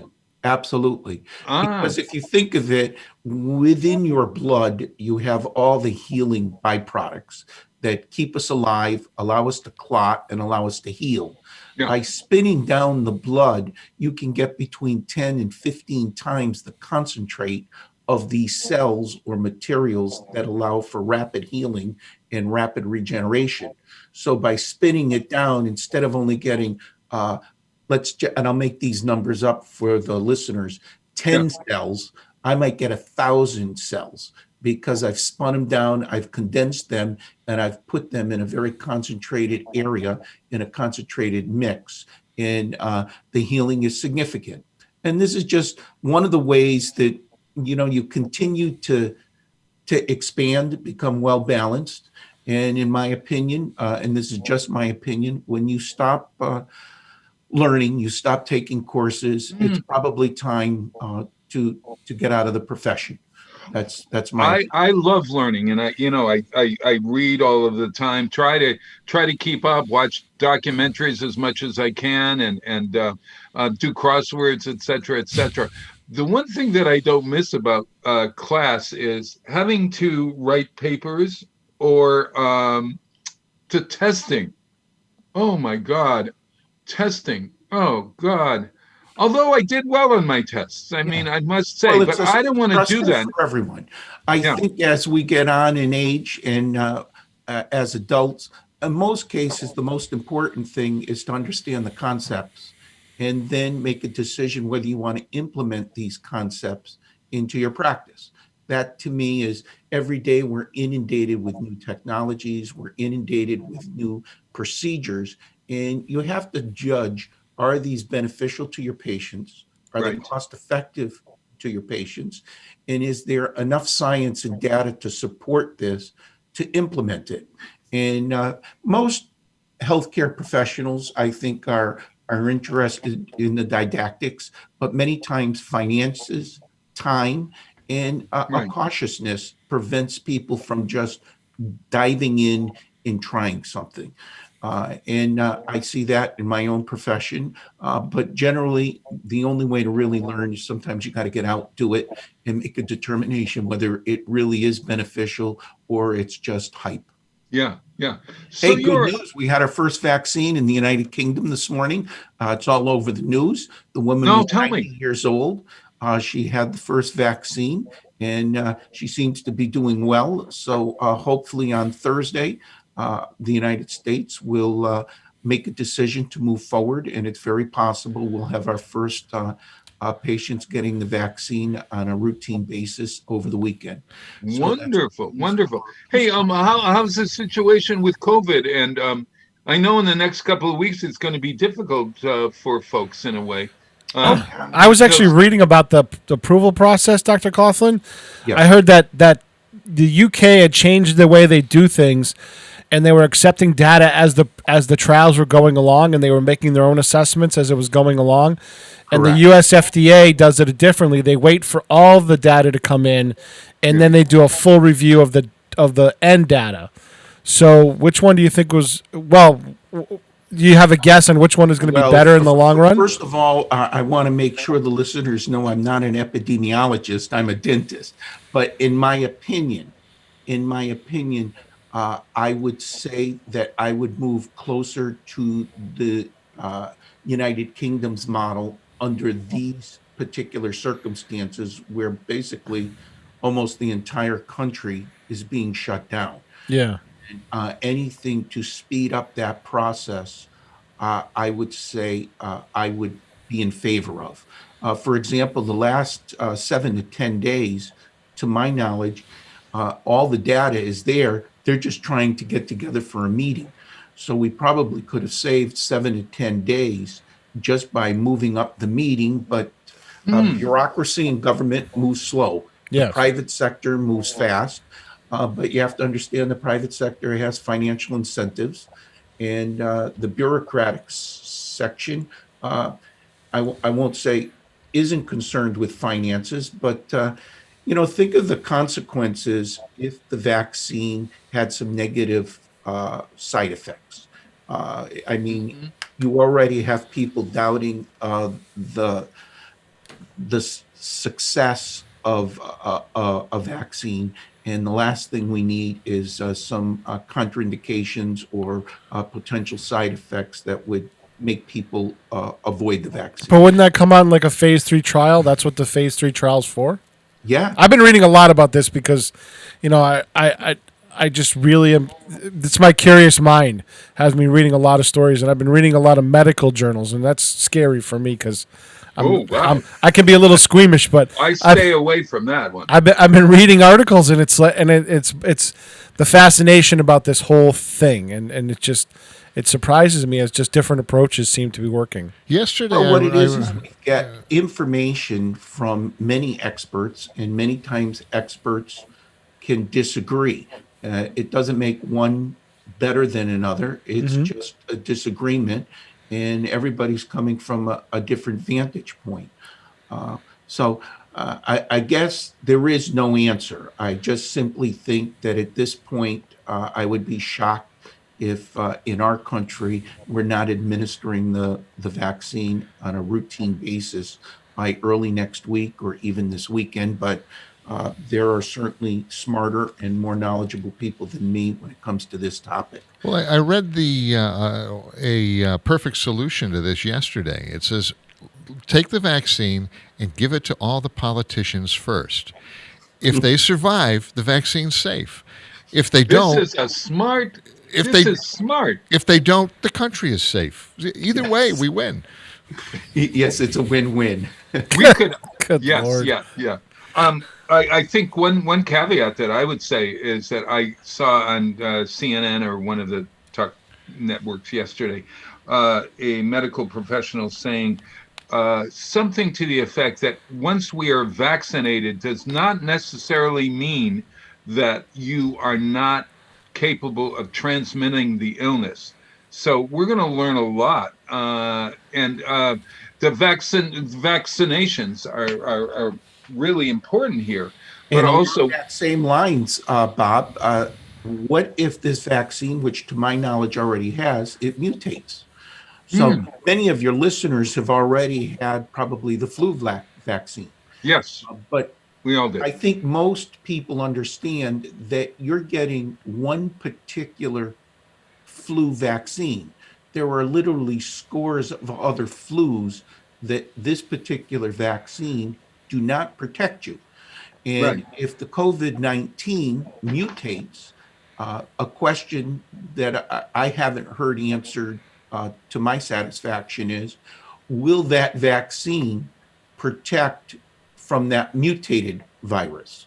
And I'll just make it up. Let's just say right now it's COVID-19, but Right. what if it mutates to COVID-19A? Will that vaccine protect patients? Because currently our existing flu vaccines do not protect us from all different types of flus. They take the most common flu, the one that they suspect will be the most egregious, and then they put that out to the public, but it certainly doesn't protect us from all flus. And the question that I would have is, I'm assuming, like any virus, this virus is mutating if it hasn't already, and will the current vaccines that are out there protect us from that mutation? But Kevin, doesn't it boost your immune system anyways, and kind of give the heads up saying, "Hey, Yes, it does. recognize something. You may get it, but not as bad." Correct. The key is though, what's determined as bad. Maybe for you and I that are fairly healthy and younger, will be okay. But for the population that may be immune compromised, meaning they're having cancer treatment or they're frail or older, maybe that virility in that virus would still be life-threatening. And Oh, the interesting. things that, at this point, I don't think there's going to be a magic bullet where this vaccine is going to solve all our problems. It's certainly going to be a huge help, but it would be interesting to hear. I mean, I listen to the news and 24/7 you're hearing things about it, but I haven't heard that particular question answered. Maybe it has, but my understanding is the vaccine will mutate like any not the vaccine, but the virus. Yeah. And like any mutation, depending on the extent, will another vaccine need to be created to counteract that mutated virus? Yeah, so time will tell. Yeah. We have So, to be Doc, patient. in the next month or so, when they're and the early weeks of January, when they're predicting there are going to be lots of cases and stuff, how does that affect your dentistry?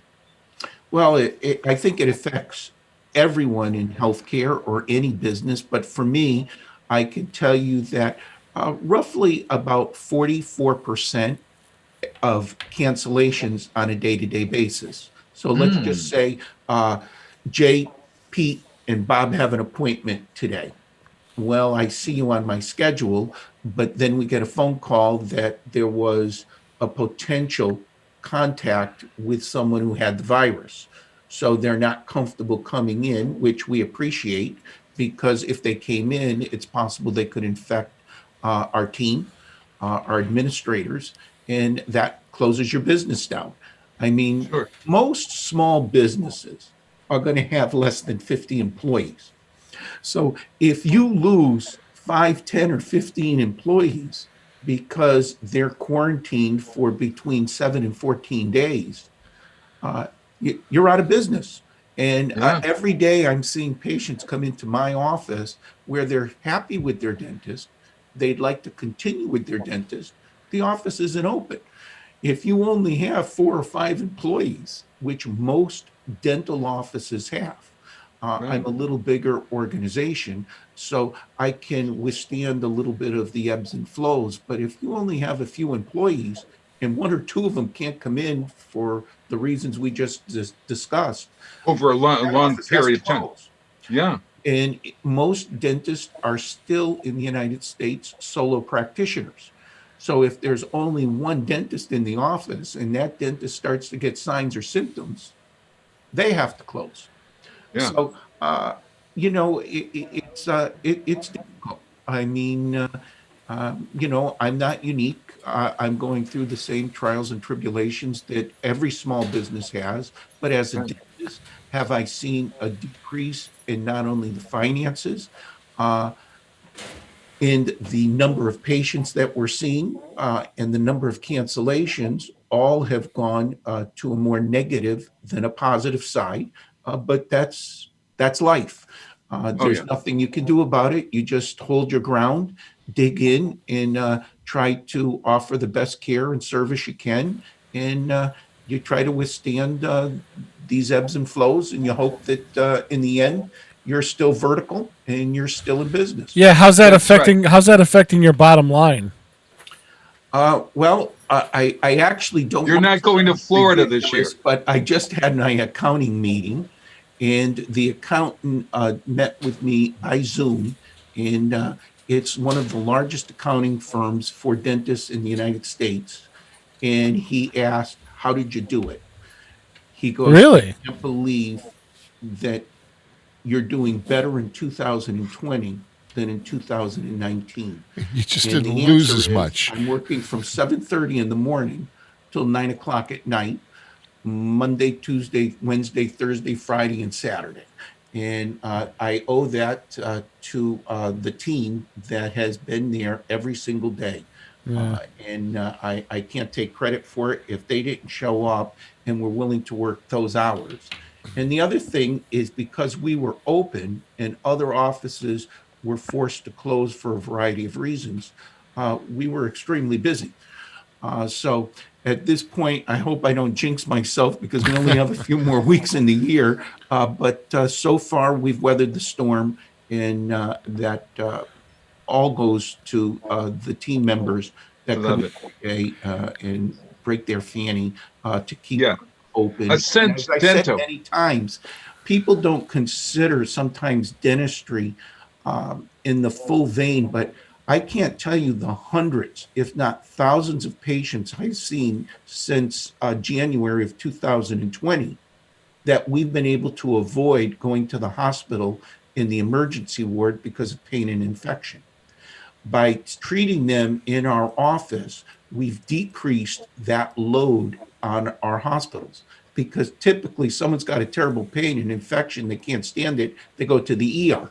Right. And that's one of the reasons why we've been open so many hours and so late, because the phone keeps ringing. You know, many of these patients have no history with me or my office. It's just, we're open, their practice isn't. We do these procedures, they don't. So they're giving us a shot, and I think we've done an exemplary job. Wonderful. Hey, Doc, I found the perfect song for us. It's by Merle Haggard. He actually wrote this song years and years ago. The great Merle Haggard, and it's song number 3, I think, Peter. The 645 song. I got the name of the song, If We Make It Through December. Do you know that song? I do not, but I'd love to hear it. Yeah, if we make it through December, You're going to hear it right now. Sung by the original Merle Haggard, If We Make It Through December. And we all will. Yes.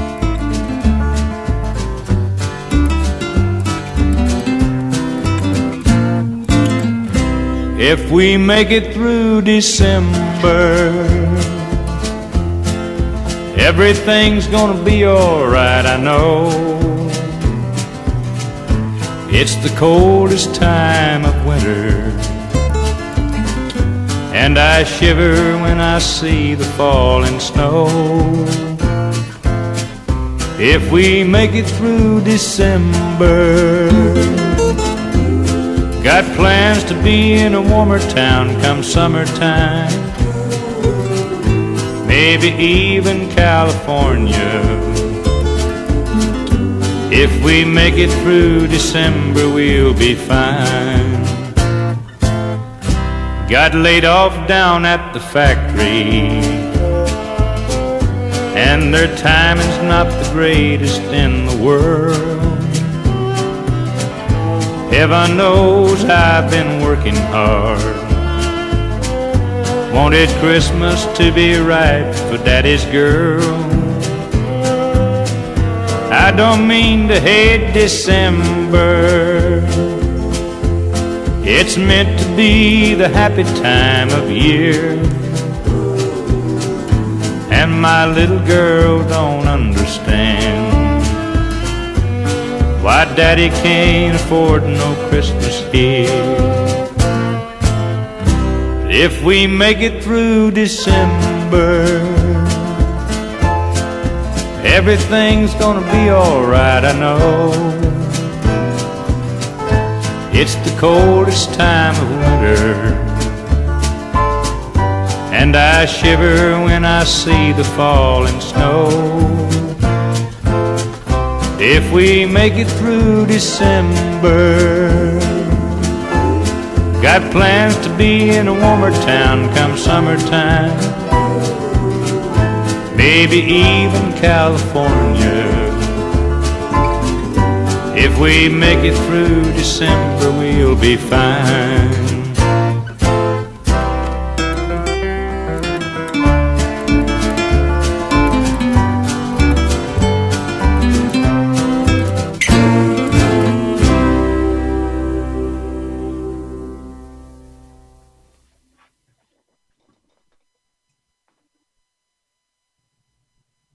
Underwriting for Community Radio on WSKB is brought to you in part by Rockies.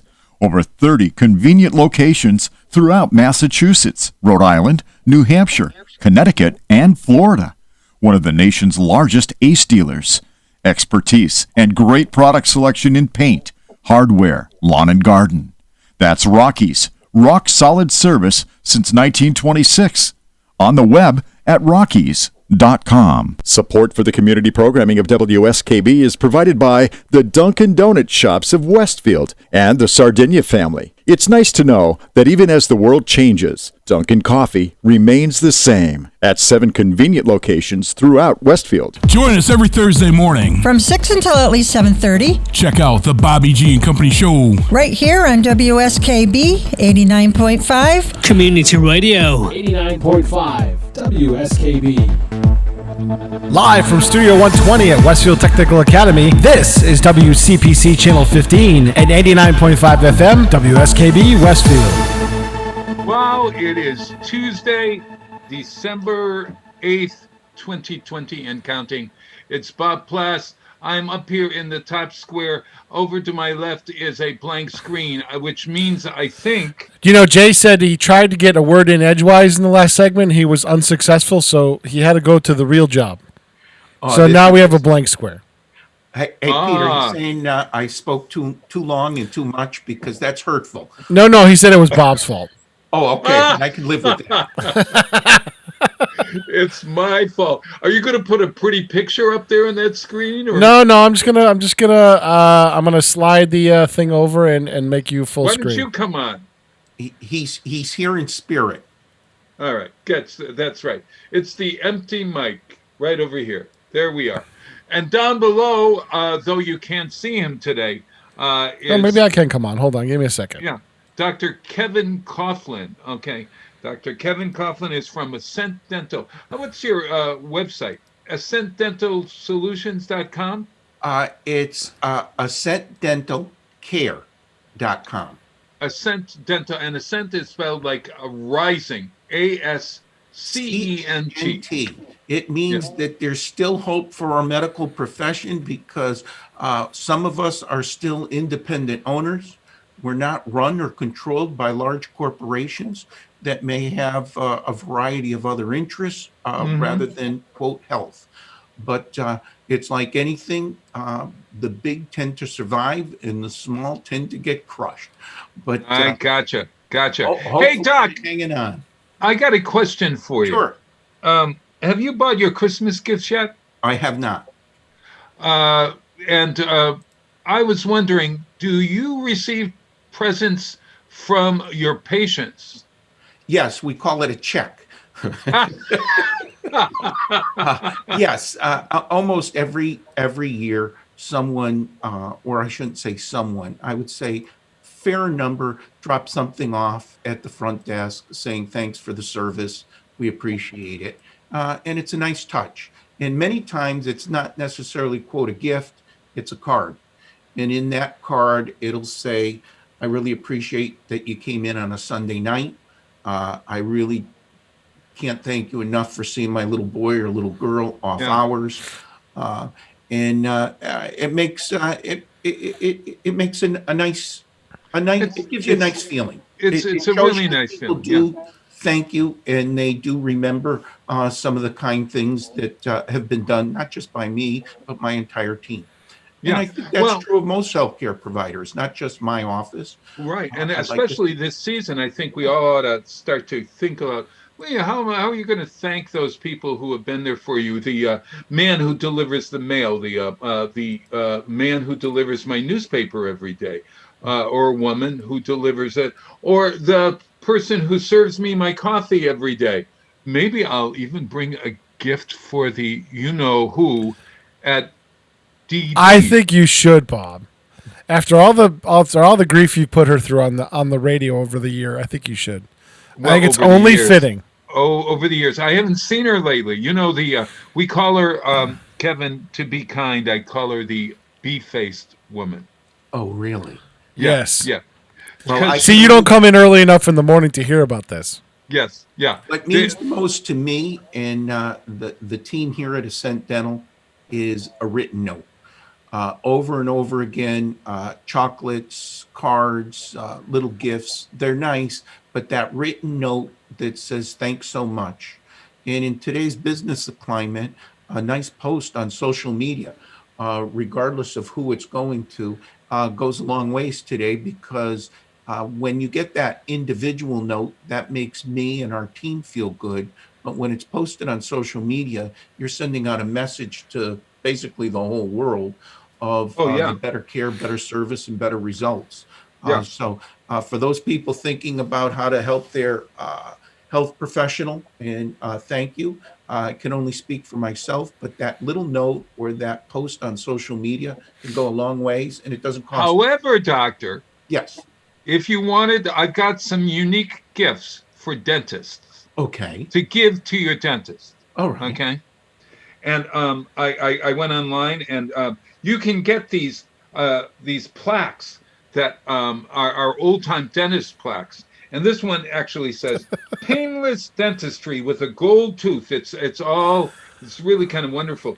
And it says, end your suffering, gas, and other miracles. Have that bad tooth removed, repaired, or replaced. And then you put your name, the doctor's name there. That'd be a nice gift for you, wouldn't it? It certainly would be. I think it would be better if we saved the tooth rather than removed it. But to each his own. Yes, yeah. Well, how about this one? Personalized dentist cookie gift box. Now, this is these are cookies in the shape of smiling teeth and toothbrushes. That's kind of nice, isn't it? It's very nice. Yeah. But even though sugar is to go back to keep the cookies and do a nice post to your healthcare provider, because it's going to help a lot more in this business climate. Well, or we could get you a personalized Yeti tumbler for dentists. In other words, a tumbler with a tooth on it that says Dr. Coughlin. I can tell you, Bob, that every employee, every team member that joins our team gets a beautiful Yeti coffee mug inscribed on it, Ascent Dental Care, Ascent Dental Solutions, and Ascent Laser Aesthetics. And out of all the things I've done over the last 38 years, they appreciate that Yeti cup more than anything. Isn't that funny? They use it every day. And I have people even requesting them, hey, can you sell me one of these? And I go, no, I give them away. Oh, wow. Well, here's this is beautiful. And I wonder if you've done this for your wife. It's a dental crown necklace. In other words, it's a necklace that has a crown on it. It's a tooth with a crown on top. So it's a gold tooth with a crown on top. You get it? I went with the old-fashioned Christian cross. It's not a tooth, but I think she appreciates it very much. I will tell you that in my early years, in my early years when I was in high school and in college, I was a laboratory technician. And back in those days, we made the teeth by wax, and then that wax was burned out, and we centrifuged gold or metal into it, precious metals, and actually made the teeth that way. And when teeth were removed, the dentist would keep those teeth that had the metal or the precious metal in them, and they would be melted down, and the laboratory technicians going back 40 years create gold necklaces and rings for their significant others because it was precious metal. All you had to do was decontaminate it, melt it down. No one had any use for it. It was just going to get thrown away. And quite a bit of jewelry was made. Hey, I wonder, was this ever done where you take the tooth of, I think my mother kept my little wisdom teeth or first teeth or something, but to put a tooth on a gold chain or something. I mean, drill a hole in it. Today we have problems with infection control. We've talked about it in the past. We used to give the teeth out, but today, because of infection control, there could be blood on that tooth. There could be tissue on that tooth. And technically, it shouldn't leave the office because it's considered hazardous waste. So we have a professional company that comes in once a week, sometimes once a month, and they have to discard of this material in the appropriate manner because it's considered infectious. Well, you could have those teeth cleaned, and then you could get a jeweler, and you could be selling little tooth necklaces. Yes, I could. Bob, you know what I thought about when I heard that? I heard, it's not even a good hip-hop beat. I was trying to find a good hip-hop beat. Thinking... because the last song by Merle Haggard, I think was a little depressing. Are we going to get through, or can we get through December? We need something upbeat, Bob. I've got a couple of upbeat, really wonderful ones. Oh, here's a good one for you. Wait a minute. This is what I was thinking of, Bob. This is what I was thinking of when you were talking about the tooth. Wearing that gold teeth around your, Oh, I love that. Okay. Bob's going gangsta on us. I love it. Ascent Dental is going to have a jewelry division. No, Bob. Yes. No. I'm writing down my business plan as we speak right now. Jewelry division. Yes. Really?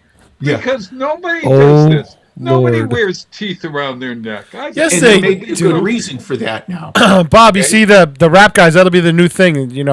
Instead of having a gold grill, they'll just have gold teeth around their neck. I love it. It's a really good thing. Okay, here's another little present for you. It's a healthy treat for your teeth. Cacao nuts. Cacao nibs.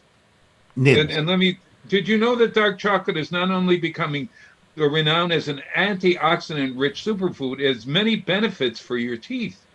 Your dentist probably knows this. According to some studies, the compounds in chocolate...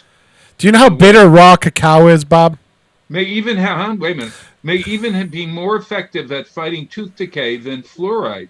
Have you heard that, Doctor? Do you know how bitter? I've heard it. Do you know how bitter raw cacao is? It isn't Oh my the God. pleasant tasting of materials, but I suppose that could be corrected through the miracles of chemistry. But yes, then you have to worry about the staining that it creates on the teeth, and that's what's happening. But is it true that chocolate has some kind of beneficial effect?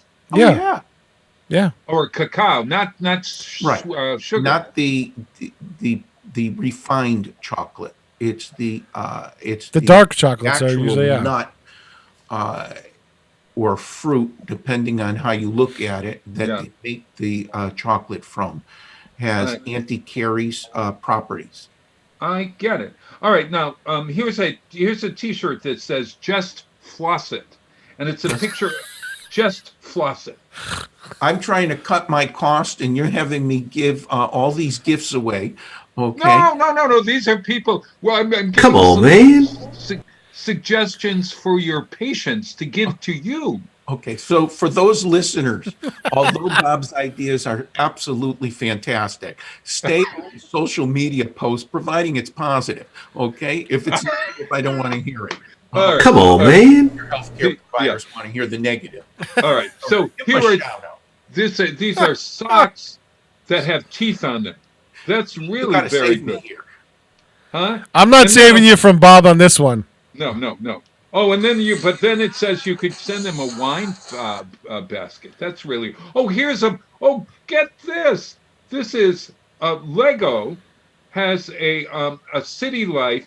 There is a dentist working on a little kid in his dentist chair with a Lego. It looks like Lego dentistry, and it comes with its own dental chair. Come on, man. Yeah, it's Playmobil toys and a lovable dentist and patient set. Put it in the waiting room. My office is inundated with all these gifts, Bob. Okay, I will thank you immensely next month when I'm on the show. All right. But again, I will remind you, a positive post on social media probably would mean more to me. Oh, here's a beautiful. A good review, Bob, is just let your fingers do the walking. But this is the last one I'll do. It is you know how you have vases, or whatever you call them, around your house to plant flowers in? This is a tooth planter for the dentist's office, and it's in the shape of a tooth. The molar vase will be a winner with any dentist who has a bit of a green thumb. Ideal for small plants like succulents. This little guy will look great at home or in your office.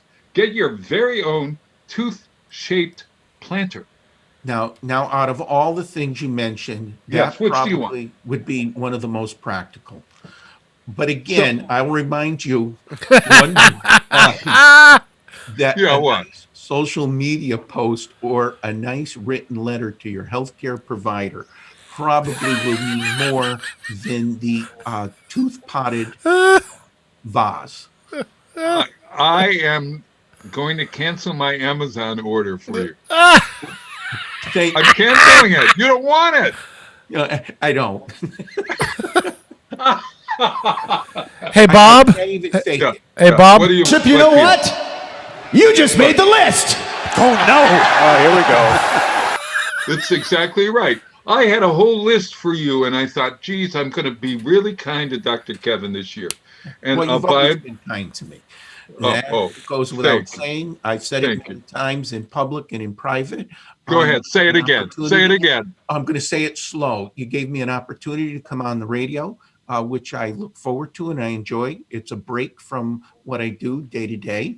I know I'm not very good at it, but I do enjoy it. And what are you talking about? I think you're incredibly good at it. To work on. Kevin, I think you're incredibly good at it. Well, thank you very much. I don't know if it's true, but it's like anything else. When you do something day in and day out, it's nice to break it up and try something different. Really true. Well, let's break it up a little bit. And guess what? Guess who's still singing? Neil Diamond is still singing. We're going to play that song that I had at 8 o'clock, Peter. Neil Diamond's got a Christmas album out, believe it or not, and a new one.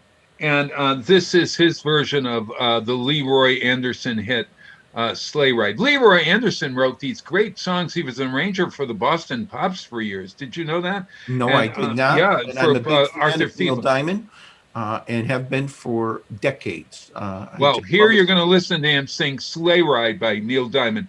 Just leave those sleigh bells ringling, ting, ting, tingling too. He's got to be in his, mid-80s? Yes, I think so. Yes, exactly right. He kind of looks the same. I mean, he's still got the same hair. Yeah. I don't know where he bought that hair. Yeah. But he looks like he's got that. Maybe it's his hair. I thought he was suffering from Parkinson's disease. Oh, no, you're kidding me. I hope I not. may be wrong on that, but I thought I had read somewhere that. Wild. Well, he's got his singing voice that's still here. Here's Sleigh Ride from his the classic Christmas album. Just hear those sleigh bells jingling, ring, ting, tingling too. Come on, it's lovely weather for a sleigh ride together with you. Outside the snow is falling and friends are calling you. Come on, it's lovely weather for a sleigh ride together with you. Giddy up, giddy up, giddy up, let's go. Just look at the snow. We're riding in a wonderland of snow. Giddy up, giddy up, giddy up, it's grand. Just holding your hand. We're gliding along with the song of a wintry wonderland. Our cheeks are nice and rosy and comfy cozy are we. We're snuggled up together like birds of a feather would be. Let's take that road before us and sing a chorus or two. Come on, it's lovely weather for a sleigh ride together with you. There's a birthday party at the home of Farmer Gray. It'll be a perfect ending of a perfect day. We'll be singing the songs we love to sing without a single stop at the fireplace while we watch the chestnuts pop. There's a happy feeling nothing in the world can buy when they pass around the coffee and the pumpkin pie. It'll nearly be like a picture print by Currier and Ives. These wonderful things are the things we remember all through our lives. Just hear those sleigh bells jingling, ring, ting, tingling too. Come on, it's lovely weather for a sleigh ride together with you. Come on, it's lovely weather for a sleigh ride together with you.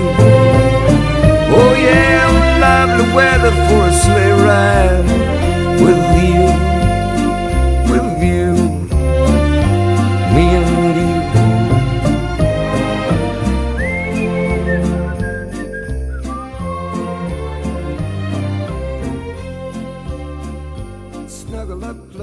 One of our underwriters here at WSKB's Community Radio is Carson Center for Health and Human Services, a nonprofit organization located at 20 Broad Street in Westfield.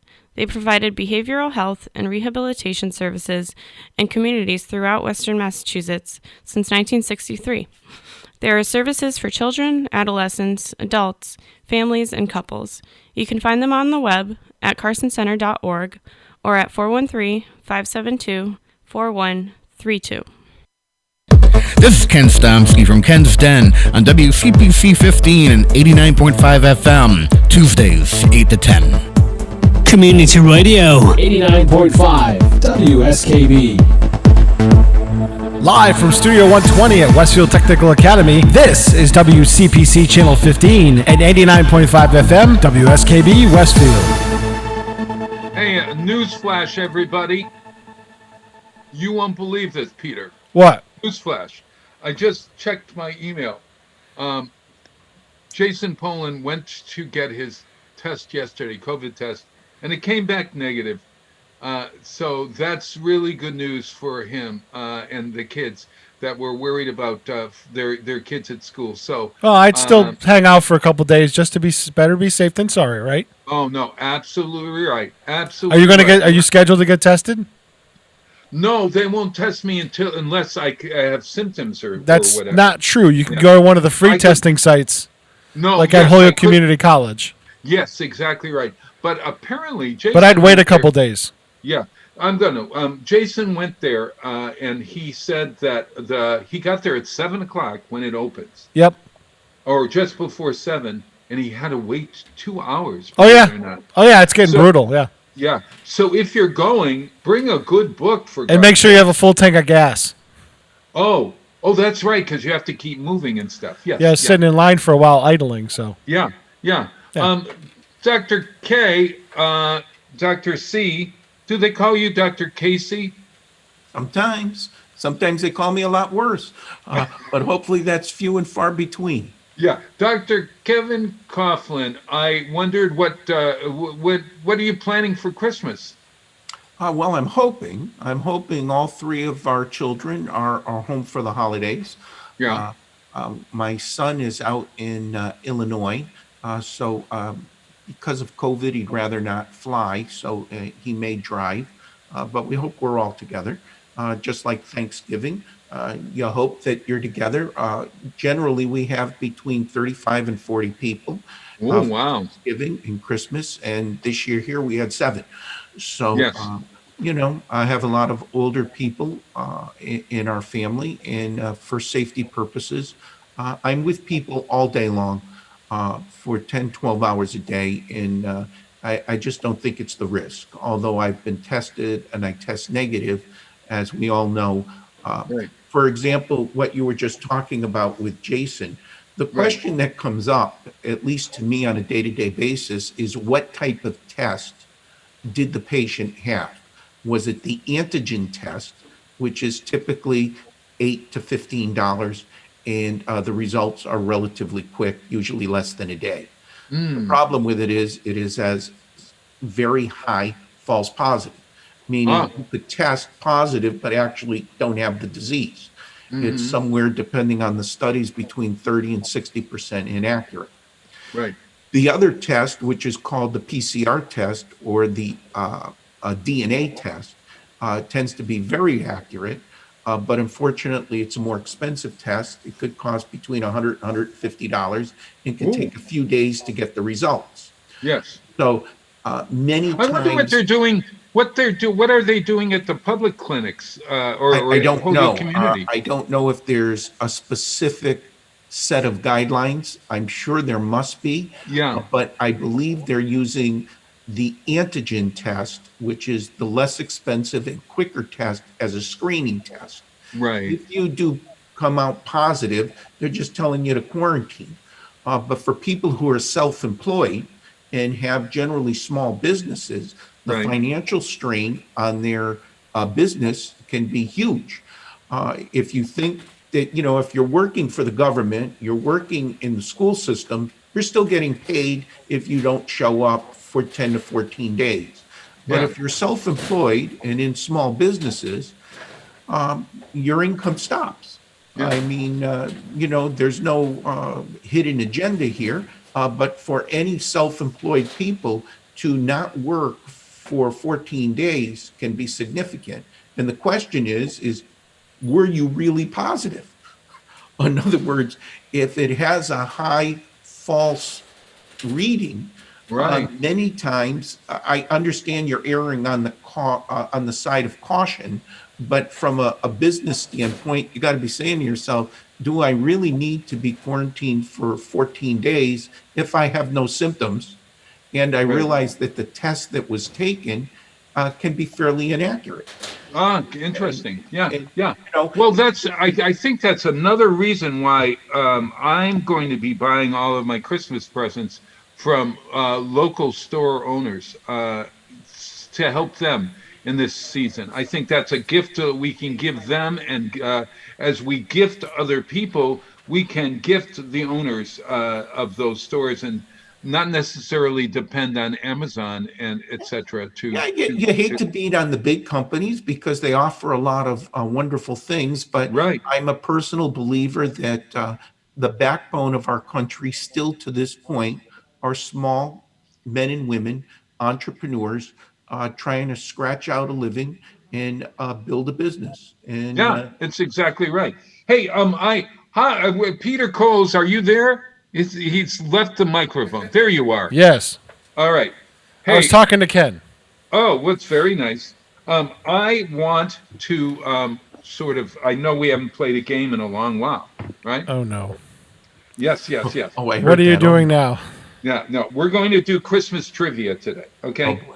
All right, now you have a choice of these items, all right?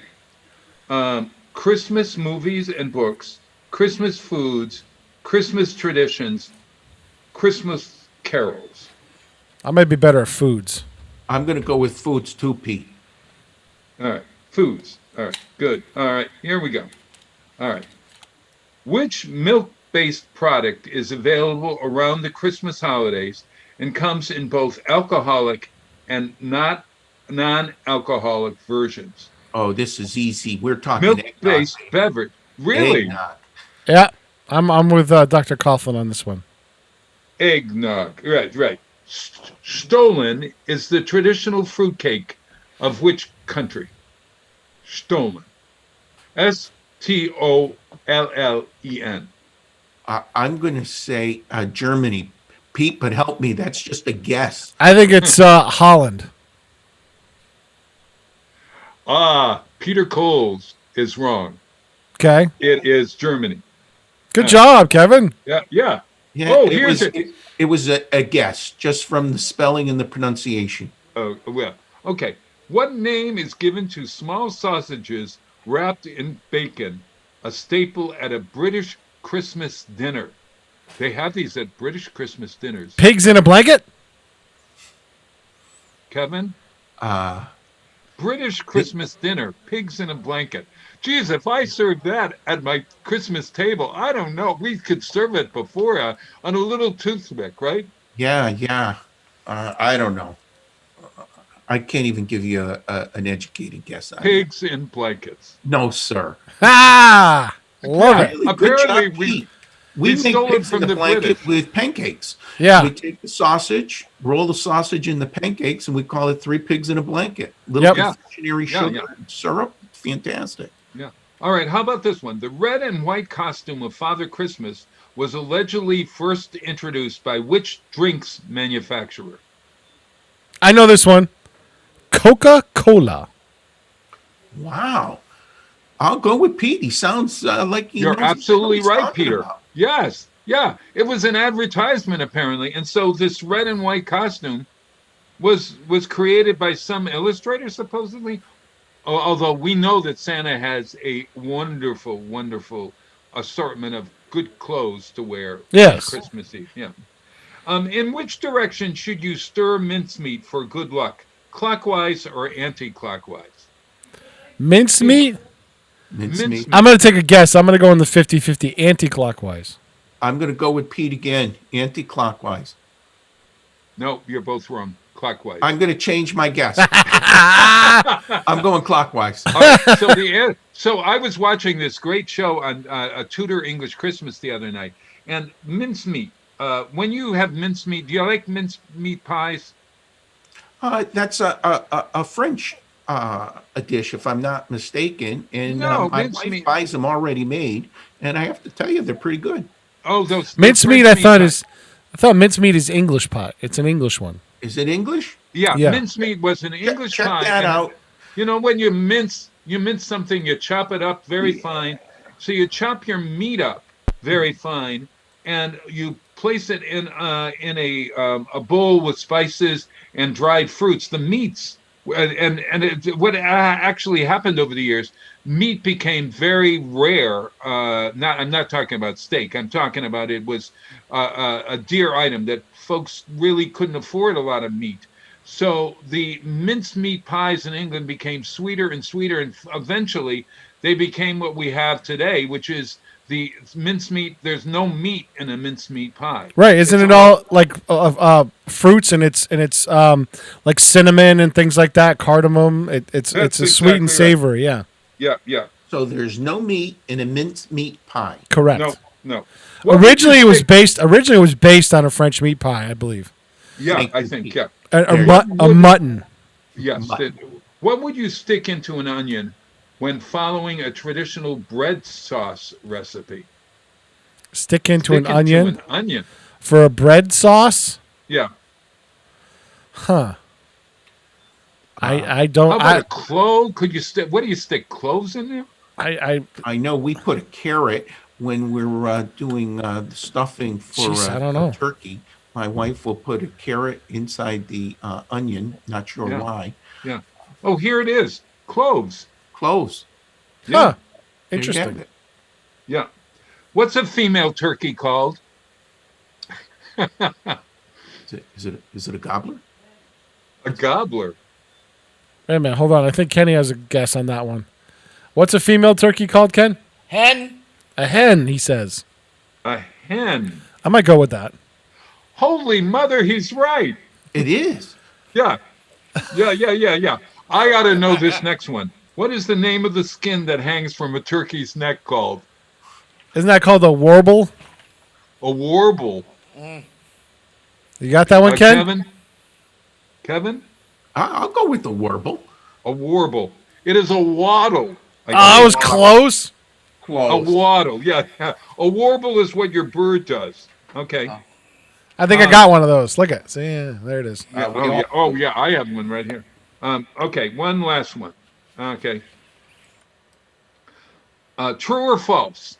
Before turkey, the traditional English Christmas dinner included a pig's head smothered in mustard. It sounds so grotesque. I'm going to say yes. Yeah, I'm in with for yes. Yeah. You've heard of the boar's head, right? Yep. Yeah, and quite honestly, it was the head, and apparently the head is pretty tasty, and they smothered it with yes. boar's head. It is. If it was that tasty, they wouldn't have to smother it with mustard, Bob. That's my opinion, and I'm sticking to it. All right, okay, and then I love this one. Actually, if you cook it properly, pigs' cheeks are very, very. It's a delicacy. Oh, really? Oh, yep. Interesting.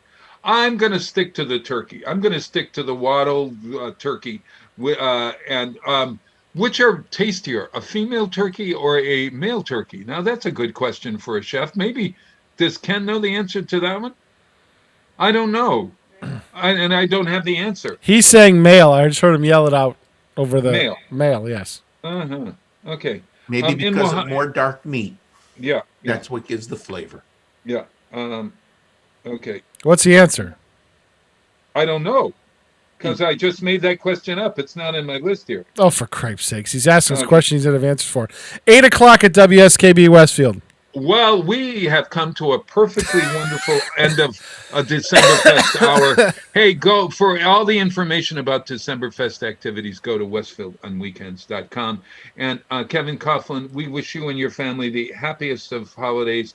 And our Jewish friends, we wish you a happy Hanukkah. I was going to play. I was never able to get that extra song. We'll have it saved for next week. Hey, for both of you and the listeners, Merry Christmas, Happy Holidays. Once again, I enjoyed being on, and we love it. Forward to next month. Have a good one. I'm going to Amazon right now and canceling your gift order, Doctor. You're not getting nice the post. I'll say it one more time. Nice post for your healthcare providers. All right. Happy holidays, Kevin. You Bye, too, Kevin. All righty, Peter, you can take us out. Get out there, everybody, and be safe. Donate, and shop small business, and help us all out this month. And I'll see you next week on, it's Tuesday. WestfieldOnWeekends.com. We're going to take us out with